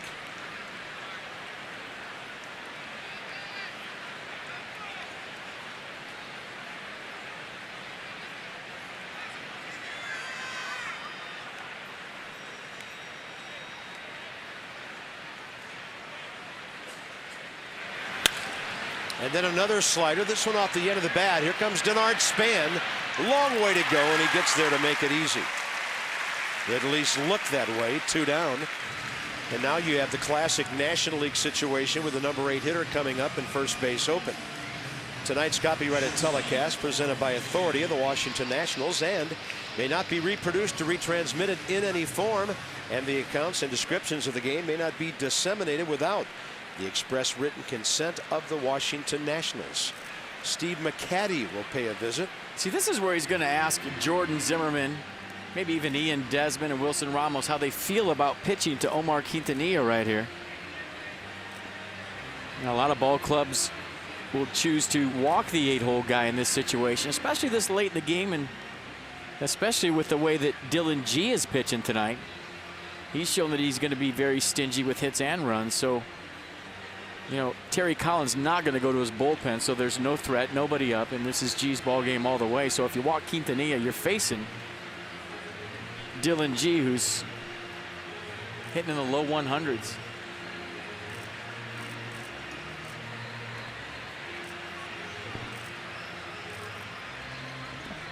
So they break it up, and we'll see how they approach Omar Quintanilla. 2 15-pitch innings tonight. The second when he went 1-2-3, and then the fourth when he had the base hit and the home run. One of Jordan's most efficient outings of the year so far, but Dylan G just a click better. Quintanilla 2 ground balls tonight, 1 to second, 1 to short. And they're going to pitch to him, and there's a challenge fastball for a strike. This is a batter who has 3 career hits and a walk against Jordan Zimmerman.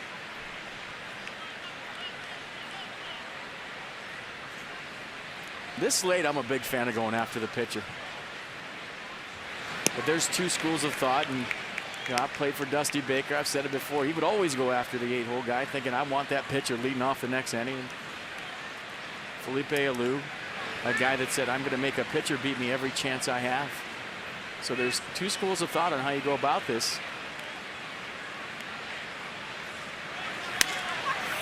And a ball to right, and Worth is right there. So, school of thought. This one wins out, challenging the number 8 man. Beautiful night in D.C. And the 7th inning stretch brought to you by the Hyundai Clearance Countdown. Visit your local Hyundai dealers this weekend, watching some kind of outstanding pitcher's duel tonight.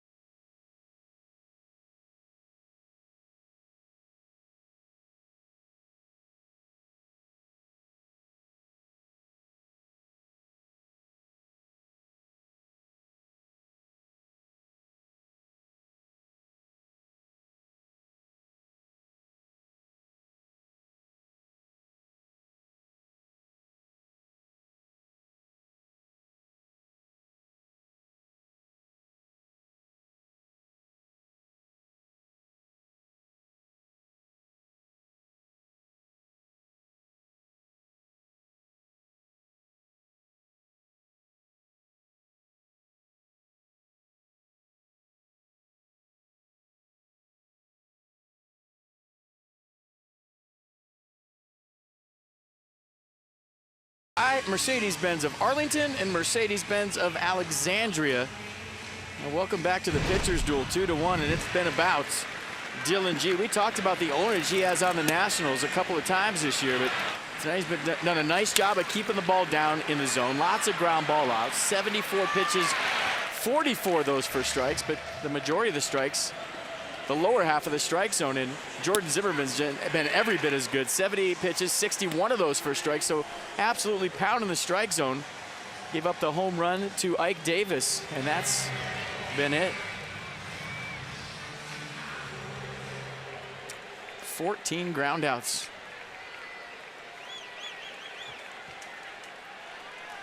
Here's Worth, who has struck out and grounded out to third, and that's a front door breaking ball that stayed inside.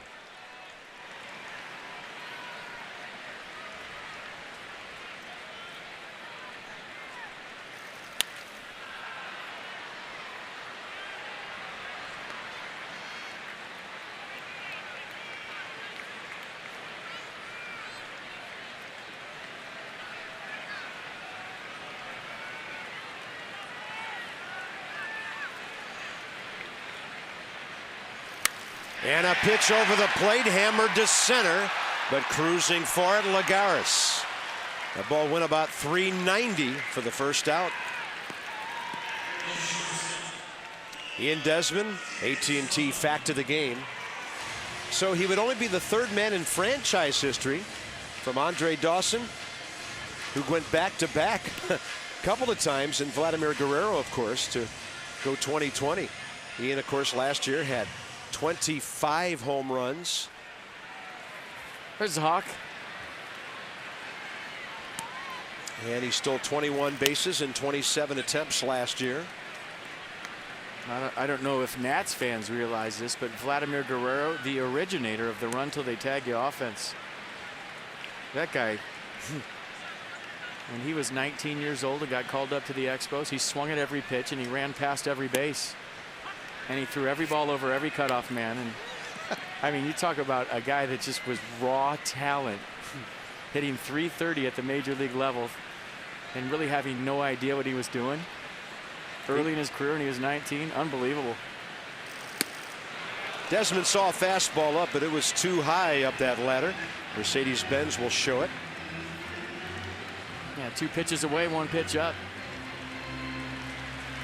There's a little reaction from G right there. Did you see after the pitch? Yeah, because Travis d'Arnaud walked out to the mound right away, and Dylan G had turned his back and walked down the back of the mound. And the last thing the Mets need is another injured starting pitcher. It was immediate after the pitch. Do not watch the pitch, watch Dylan G. It's after, right here. And he felt something and he turned around back to the catcher and basically telling everybody that he felt something. Tries to tell everybody that he's okay. But they saw what we saw, and they're out there checking him out right now. Well, and they say that in Matt Harvey's situation, they couldn't pinpoint it to one pitch. You know, when Steven Strasburg hurt himself in Philadelphia, he just walked right off the mound after a pitch that obviously gave him great discomfort and pain. And it was a lot more subtle than that with Harvey. So the Mets, they're just in a mindset to be totally careful about everything right now. 1-2 pitch, and then he spins a really good breaking ball to strike out Ian Desmond. Only his second K of the night. Well, that whole thing with Harvey, in hindsight being 2020, you know, I don't normally get caught up in other ball clubs' business, but I tweeted something on July 9th about him throwing 121 pitches in a 7-inning game in a 3-3 tie against the San Francisco Giants. And when you have a young franchise guy, you know, you don't want to baby him too much, but when you're talking about 121 pitches in 7 innings and a franchise guy like that, to me, you extend a guy if he's going for his first career shutout to where, you know, you want to have him feel what it's like to stand on that mound for the 27th out. But to extend him that much in the 7th inning of a tie ball game, to me, was very, very curious. I mean, almost like it was a playoff game or a pennant race, and neither one were the case. Adam LaRoche, 2 of the 14 ground ball outs tonight.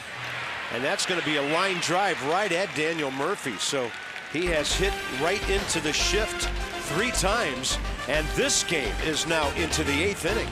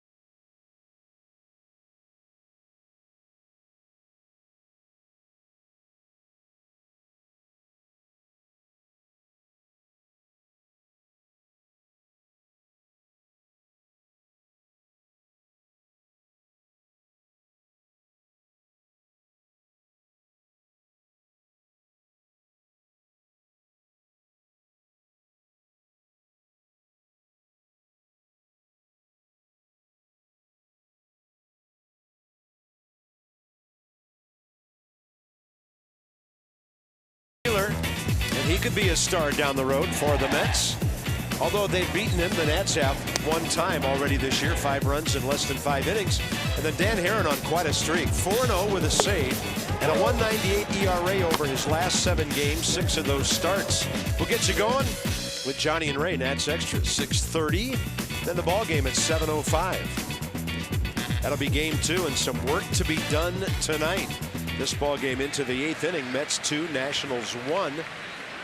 Only 7 hits in the game. How about some bonus e-cash and multi-year price locked in?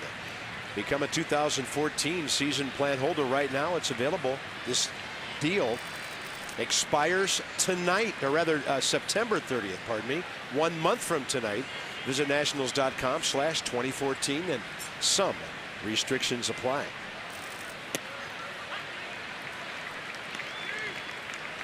A strike to Dylan G. Fernando Abad's up because the Nats would have to hit for Zimmerman in the bottom of the 8th unless they could tie or take the lead with the 2 hitters before him.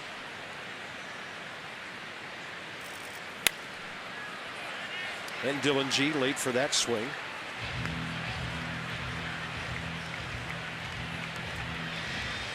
You know, I think Dylan G might have thought that the pitch before the one that Ian Desmond chased high was a strike. And the one he chased above his head was strike 3, and that's why he turned around, not because of an injury, but because he thought it might have been strike 3. The pitch before, a borderline pitch that was called a ball, so maybe he thought it was a strike, and then Desmond chased a high fastball for strike 3, and there's nothing wrong with him other than he kind of lost track of the count. But I think Terry Collins thought the same thing we thought, that there might be something wrong. You know, outs are coming so quickly tonight. I could see that happening. I mean, things are happening so quickly with both of these starters. That's 6 strikeouts for Jordan Zimmerman. Top of the order, here's Eric Young, 0 for 2 with a walk. Line drive right at Rendon on the changeup. Had him just enough out ahead. Now Murphy with 2 outs, bases empty. 83 pitches, 61% heat. Wow. 1 out away from going at least 8 for the 7th time this year. Last time he went 8 innings, June 20th against the Rockies. Within and out of that last time at Kansas City.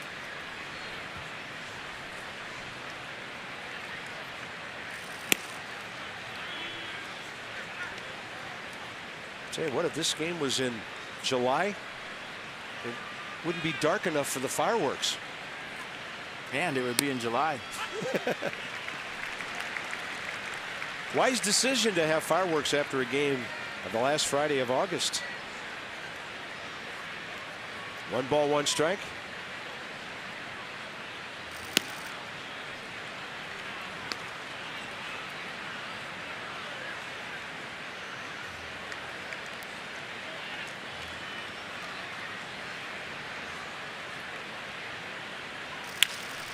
That ball slapped right by Ryan Zimmerman. Harper over to get it. This could be interesting. The throw into second, not in time. Murphy, his usual 2-hit night against the Nats. We mentioned earlier he was the one guy that presented the toughest matchup for Jordan Zimmerman tonight, at least coming into the game. Mike Davis is homered, but this guy's 2 for 4. Well, if you remember that day-night doubleheader, I think unofficially, Daniel Murphy had like 15 hits in those 2 games combined. Maybe not that much, as he gets a little stumble right there coming into second base. And a lot of times if you keep that tag on him right here, that foot might come off. So that's why you'll see guys keep that glove on the runner. You're not far off. In that doubleheader, he had 6 hits plus a walk. And in the first game, hit 2 home runs, drove in 5. He had a good week that day and that night here. He did. There's Andrew Brown, who's been retired 3 straight times.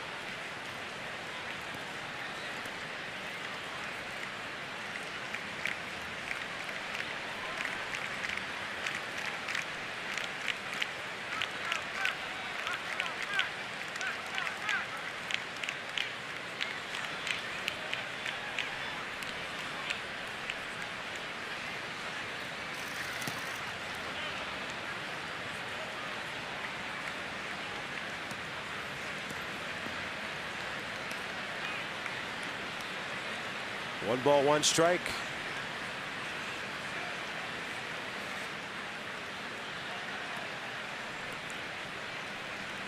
Great crowd tonight. They've seen an outstanding pitcher's duel. Maybe they didn't expect to see it or hope to see it. 35,008. Well, when you come to the ball game today, you're thinking, well, Jordan Zimmerman on the mound, great. Nats are swinging the bat, great. They're playing ball, got momentum. But in the back of your head, you're thinking, well, that whole Dylan G thing and how he's handled the Nationals for the most part all season long. That was the one thing you'd look at this game and say, that's the wild card, and G has been fantastic all night long. Not easy to pitch against the same team 5 times in one season, and we might see him again. It's a fastball up and a ball that was fouled straight down.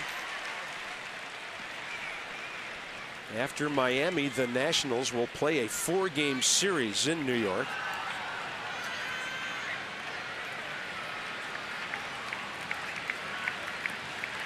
Season series 7-5 Washington, 4-2 here.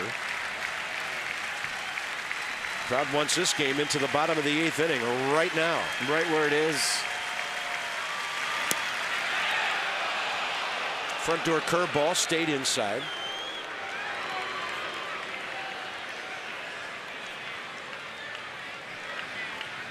Still got 2 pitches to work with.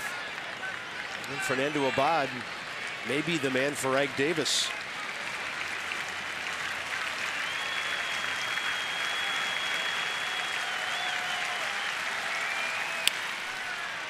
Zimmerman, good pick.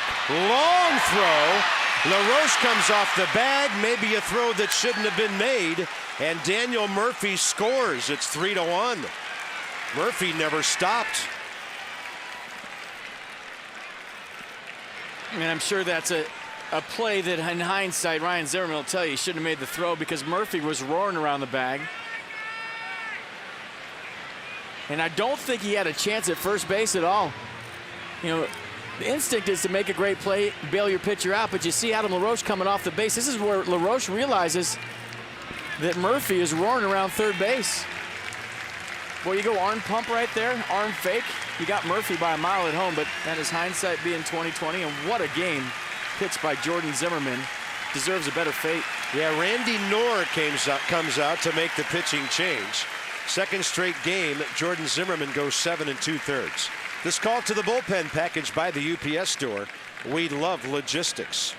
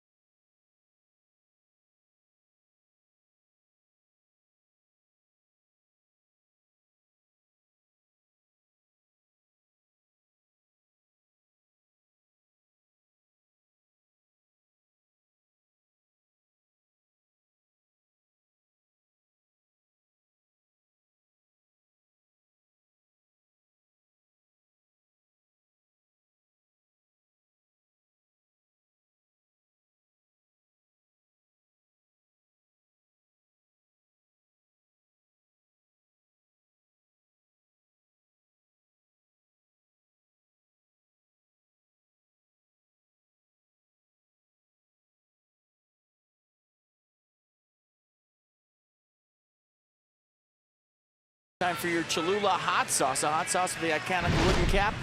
Available in original flavor, chili lime, chili garlic, and chipotle. We're going to go back to the second inning. And Wilmer Flores, a little 95-mile-an-hour paint. Run back fastball for a called third looking. Fernando Abad for his 33rd appearance of the season. And he has an assignment to get Ike Davis out. The pinch runner is Matt Dendecker for Andrew Brown. They didn't assess an error on that throw by Ryan Zimmerman. I wonder if that means they gave Andrew Brown an RBI. Ike Davis is 1 for 4 career against Fernando Abad.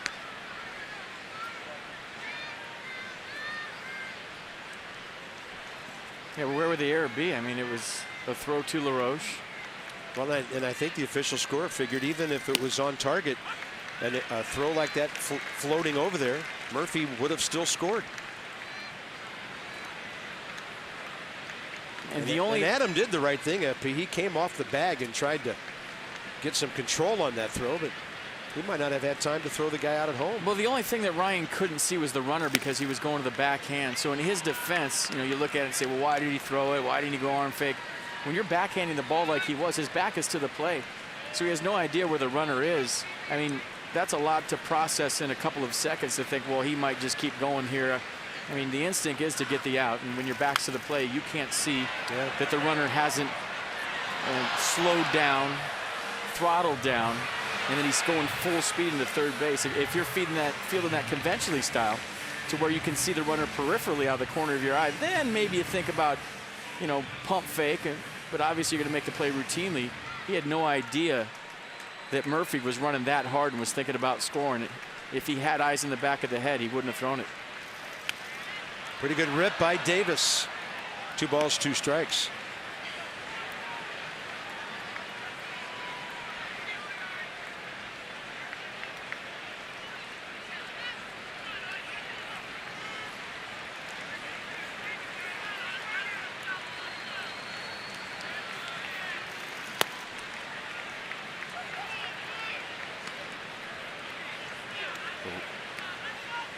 So this is what I'm talking about. Watch Ryan Zimmerman's back in relation to the play. So chopper down the line, watch.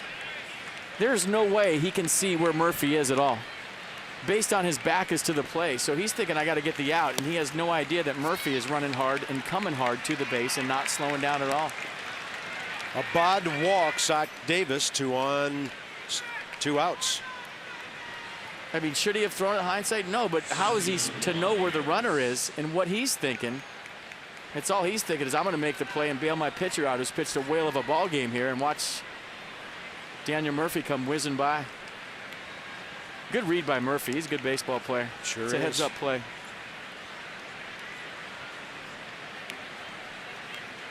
Now Abad against Juan Lagares.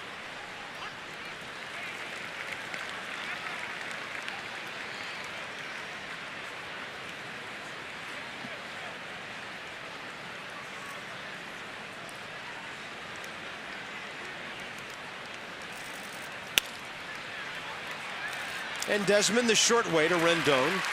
The Mets get a big run. The Nats have the bottom 3 coming up. Ramos, Rendon, and then a pinch hitter. It's 3-1 New York.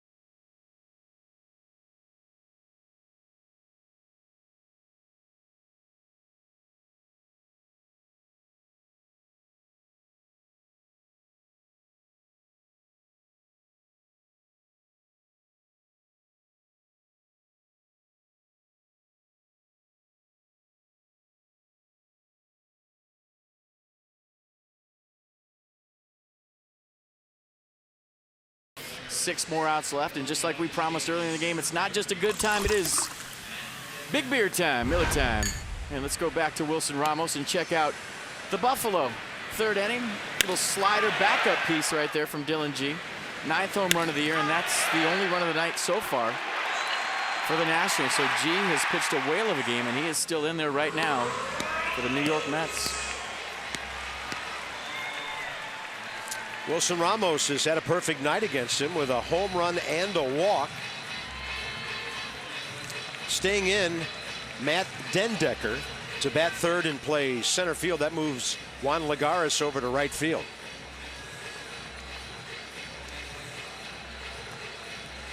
'83 pitches, 51 strikes for G, who has 2 career complete games. One of those this year.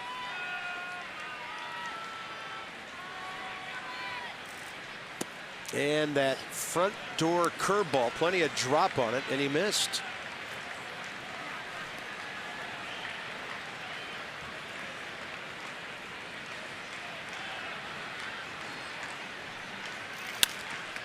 Right back to him. He had Ramos reaching. 1 out, bottom 8.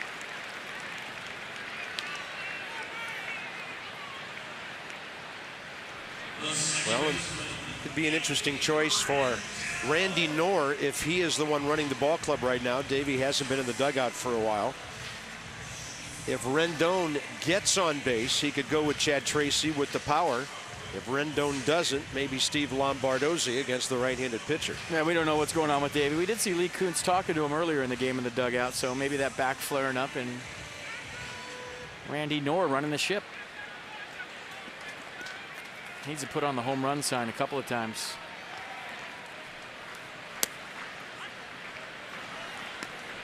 So right now Lombardozzi, but that could change if Rendon gets aboard, bringing the tying run into the batter's box. He's got some snap on that curveball here in the 8th inning. Rendon base it up the middle and a double play ball. Ryan Matthews, it appears, for the 9th.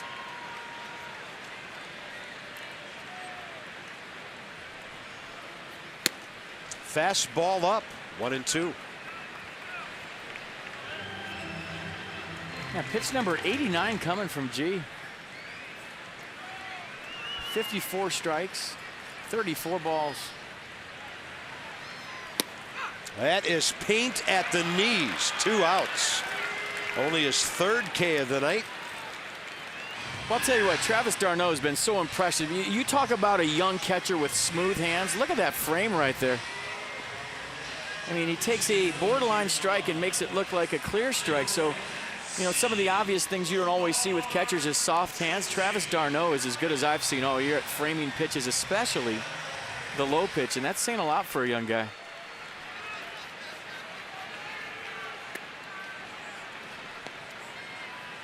Steve Lombardozzi, 9 for 34 as a pinch hitter.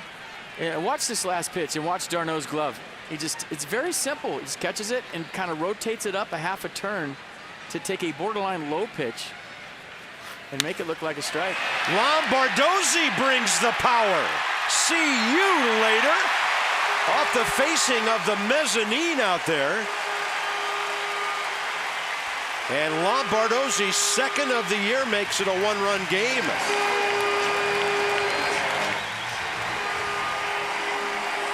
Well, it looked like Randy Knorr did put on the home run sign to Steve Lombardozzi. And everyone at home that saw that one coming, raise your hand. No, you didn't. Yeah, fastball in the inner half. You see where d'Arnaud was setting it up, and all the fans knew it before it left the yard. Wow. And that's a big one, folks, off the back of the bullpen for Steve Lombardozzi. Clippard with the bare hand play. And just like that, back to a 1-run game. Here's Denard Span. Nicely done. For the Nationals, their 5th pinch hit home run of the year.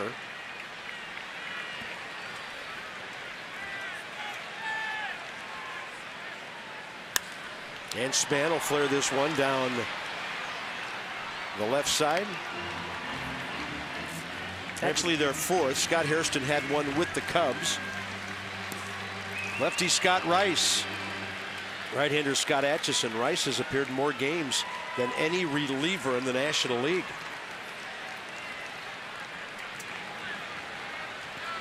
One to Span, who's hit a home run against Dylan G. career. He'll bounce this one left side. It's going to take a good play to get him. Save! Tying runs on base. About 40,000 umpires said safe at the same time. And that's a 13-game hitting streak, a new career high for Denard Span. And it was just a little double clutch by Quintanilla at short that was the difference. Watch, catches it clean, can't get it out, goes into his glove twice, and with the speed of Span, that's all it took. Ike Davis tried to cheat right there and get off the base a tick early. You see Denard Span low flying down the first baseline, and some umpires in the dugout, some umpires in the stands. That was cool. Everybody said safe at the same time, and now Denard Span looking to get into scoring position here for Ryan Zimmerman. Hitting streaks in progress. Desmond 0 for 3 tonight. Zimmerman has a hit. Span has a hit. Bryce Harper is 0 for 3. Right now, the only streak they care about is trying to win their fourth in a row as a team. And here's Ryan Zimmerman, 1 for 3. And now Rafael Soriano has joined Ryan Matthews. And you would think Soriano, whether the Nats tie it or take the lead. Wheels turning. Here we go. Buckle up. Zimmerman solid single to left last time up.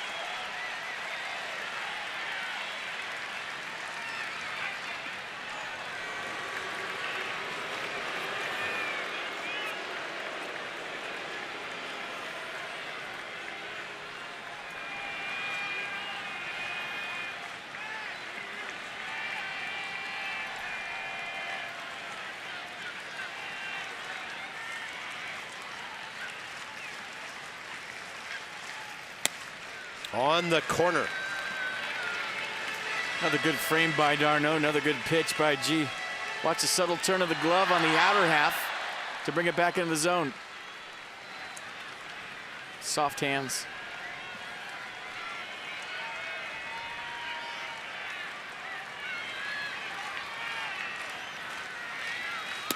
And that breaking ball well outside. Dylan G not to 100 pitches yet. He's at 96. Probably would not face Bryce Harper if the inning was still going. That would be Scott Rice's assignment. d'Arnaud, a decent arm back there. Nothing crazy. He can steal on him. And a throw that almost headed down the right field foul side. Ike Davis had to cross the bag to grab it. A throw that almost got Denard Span, too. Nice play by Davis. Watch a little hesitation right there, and the tag was pretty close. A lot of guys just try to catch that ball. Ike Davis caught it and put a tag on.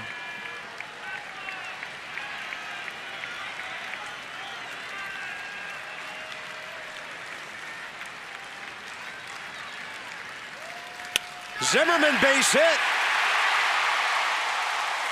And that might finish Dylan G with Bryce Harper coming up.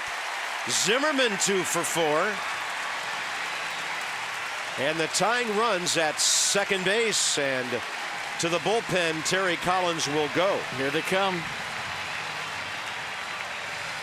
3 hits all night, 3 in a row here in the 8th. After 2 outs, Lombardozzi's homer got it going.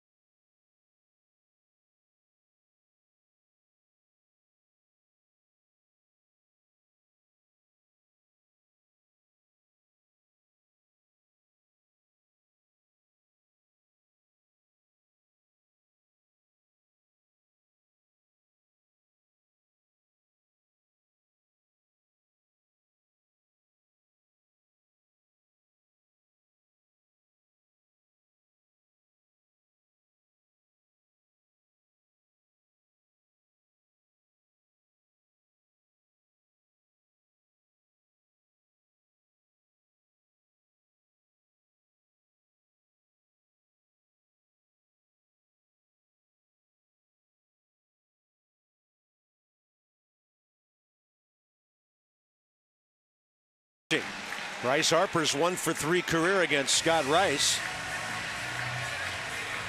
Bryce Harper chatting with Rick Shue. Jason Worth's going to lend an ear.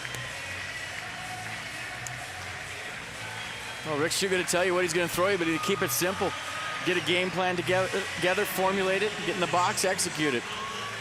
Bryce Harper likes the big stage, right man in the right spot. Scott Rice will be 32 in September.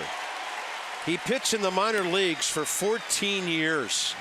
And this year he leads the National League in appearances with 71 now. Fastball, slider split, fastball 89, slider 81, split 81. Game on.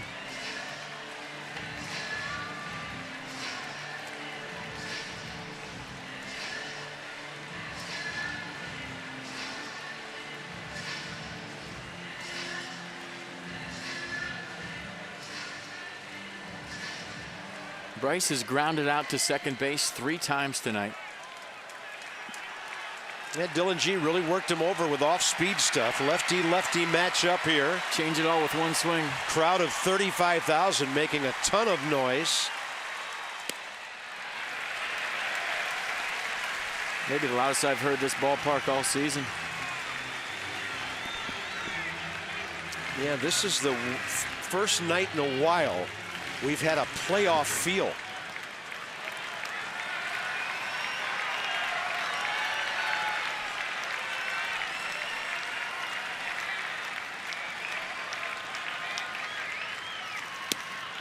Harper lays off the fastball, running down and in, ball 2. Great take. That ball teased the strike zone for about 58 feet. Dropped out of it the last 2 feet.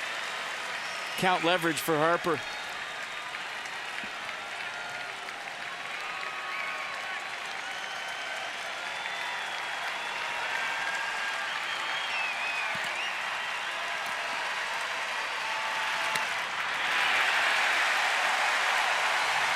And you know they've got a right-hander ready if this doesn't work, the Mets.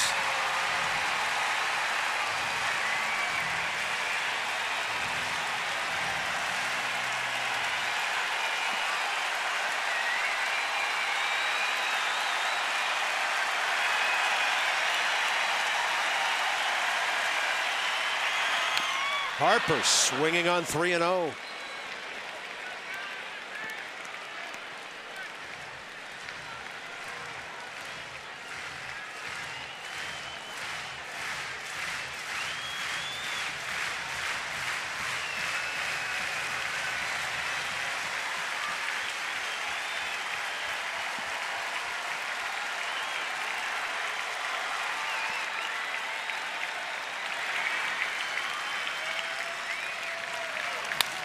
Bouncing ball, second baseman. Dropped. Plenty of time for Murphy to make the play. And Bryce Harper's 0 for 4. Steve Lombardozzi makes it close. Nats strand a couple, and into the 9th inning, they're one step closer. 3-2 Mets.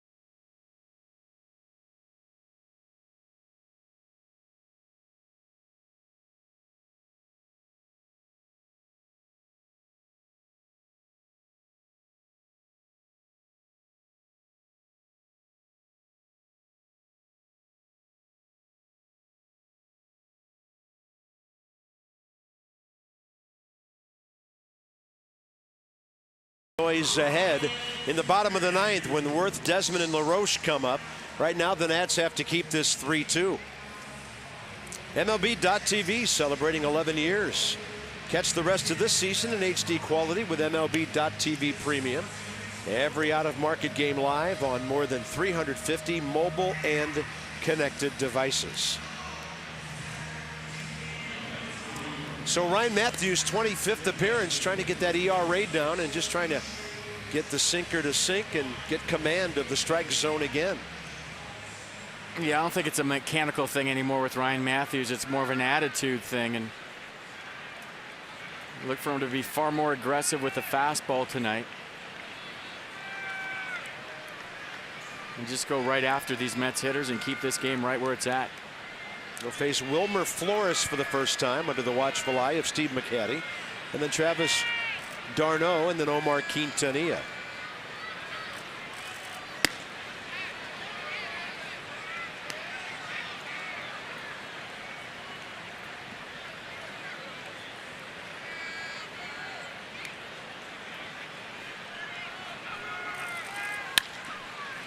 And right at Jason Worth on a 1-0 pitch. You can win a hitting lesson with Ryan Zimmerman if you are the winner in Masson's Touch 'em All rewards. Go to massonsports.com. Sign up. You could win the grand prize. Travis d'Arnaud 1 for 3 with a double. LaTroy Hawkins functioning right now as the Mets closer with Bobby Parnell on the DL. Hawkins 5 saves, but he's blown 3.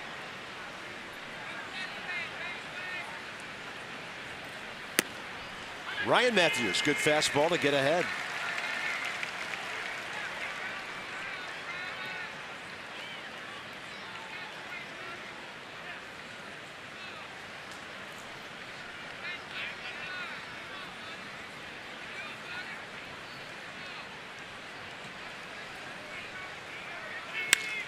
Well hit left field. 2 for 4 night. Now we're starting to see why the Mets are so impressed with Travis d'Arnaud. You've noted his play behind the plate, handling of the pitching staff, and now his bat coming alive with a 2-hit night. And his hair coming out of his helmet. He's got some antennas going right there, doesn't he? Put some tinfoil on those. It's been a hair-raising evening at times. Next That up is Omar Quintanilla. Is awesome.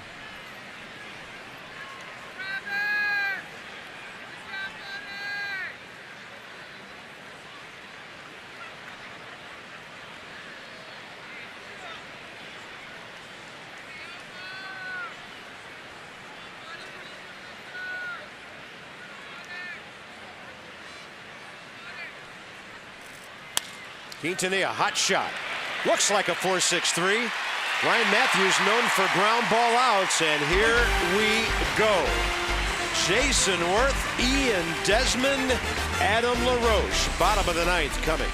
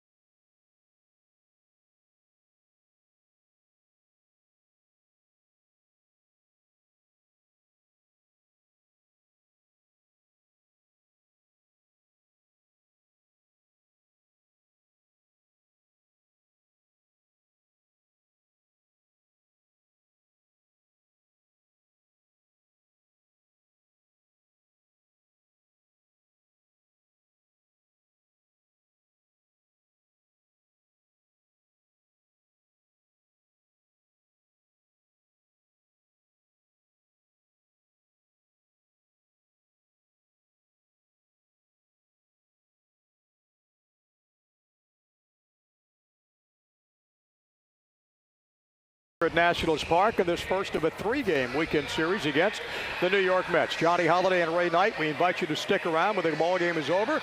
We'll be along with our Nets Extra post-game show. Home runs tonight for the Nationals, Ramos and Lombardozzi. But that big play in the 8th inning, right now the difference in the ball game, Ray. It really is, Johnny. A very tough play for Zim, going back on a ball, and really one of those balls you have to eat. We saw that last year in a game against the Braves where he tried to make a throw to second to get up to, but you know, there's some plays you just can't make, and Ryan believes he can make all of them, but going away, knowing that you've got a good runner running off second base, you know, it's just a play that you might want to fake the throw, but there's no way that you can get a good runner out in that situation. It was just one of those unnecessary throws. Well, the Nationals have made it interesting here with a run in the bottom of the 8th. Let's see what they can do in the bottom of the 9th.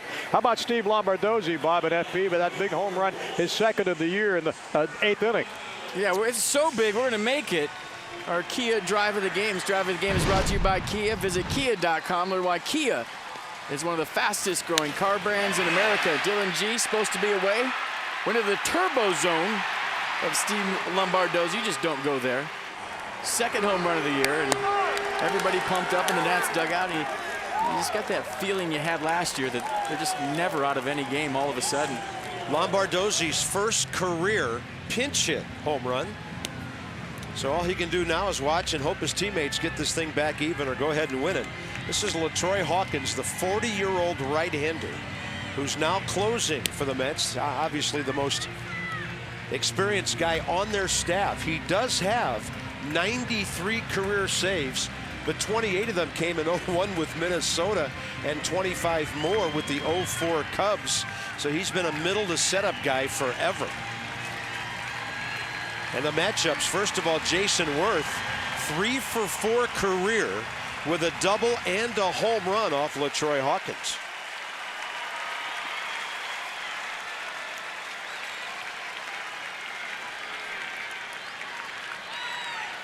No doubles defense by the Mets. Big gap in left center. And he runs that 91 to the outside corner. Yeah, fastball, slider, curveball change. Fastball averages 92. Pretty much fastball, slider.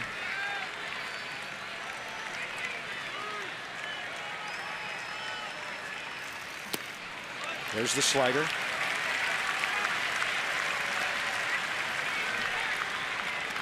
Mets outfield playing no doubles. I've seen outfields play deeper than that, so maybe just a couple steps back of normal. Not really guarding the line at first.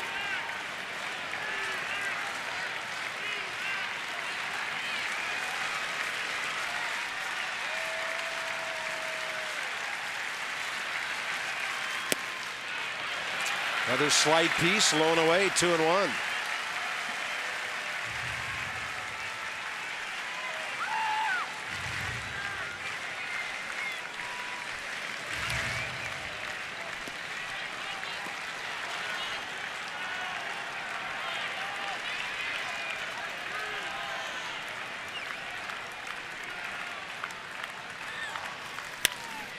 Tried to pull that outside pitch. It'll be a long throw for Quintanilla, and he plays it perfectly. Boy, that was a nice play. He had to give with that baseball to get the big hop.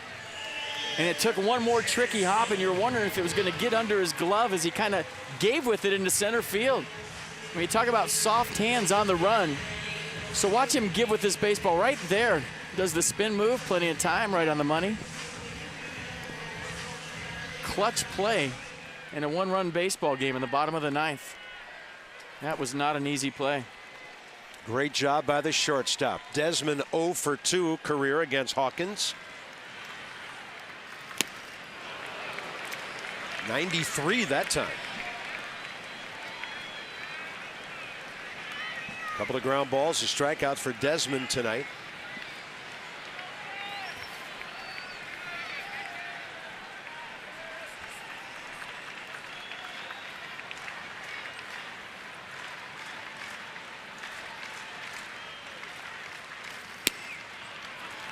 Right now, Brian Knight's giving him that strike. He'll stay out there. Yeah, pretty good command right here. The fastball, 93, just shaving that outside corner. Both pitches almost in the same spot. Might try to expand with the slider here, 0-2, and get a chase.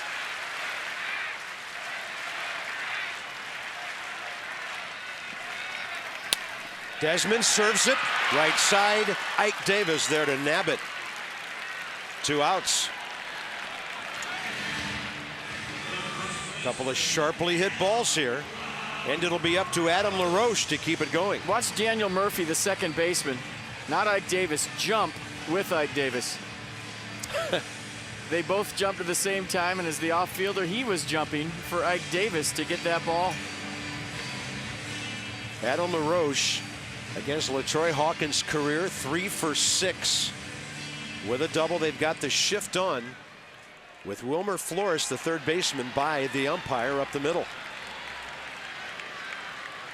And well into right field, Daniel Murphy, where he caught a line drive last time that wouldn't usually be a hit. Well, LaRoche with a look back right there. I don't think he liked that call.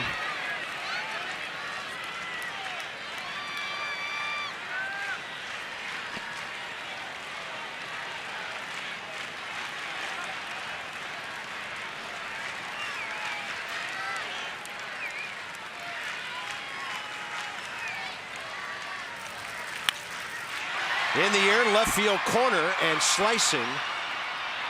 Strike 2.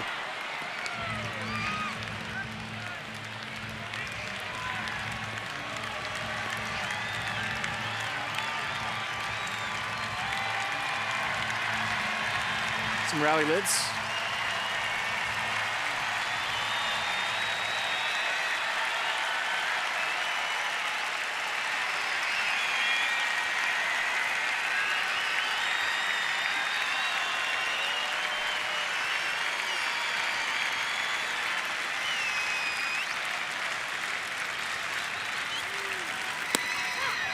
Game over. LaRoche drops his bat. Umpire walks away, and the Mets win it 3-2. Well, you never see Adam LaRoche argue, but he flipped his bat down on the plate, left his helmet laying right there, and it was a slider that he didn't think obviously was a strike.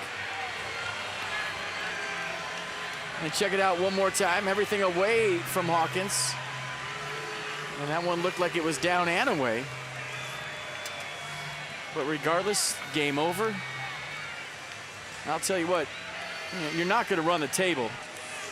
But that was a hard-fought battle, didn't go the Nats' way. And the best thing about tonight is you could see the fans into the baseball game, and they're believing again. And there's still a long way to go in this. So Dylan G beating Jordan Zimmerman. The Mets beat the Nats. And they'll have to try to draw back even tomorrow night. 3-2 New York. Join us tomorrow evening, 6:30 Nats Extra. And then the first pitch from Dan Herron at 7:05. This has been a Masson presentation, a ball game that took 2 hours and 25 minutes. Johnny and Ray, Nats Extra postgame coming up next. And from the booth at Nationals Park, so long for just a while.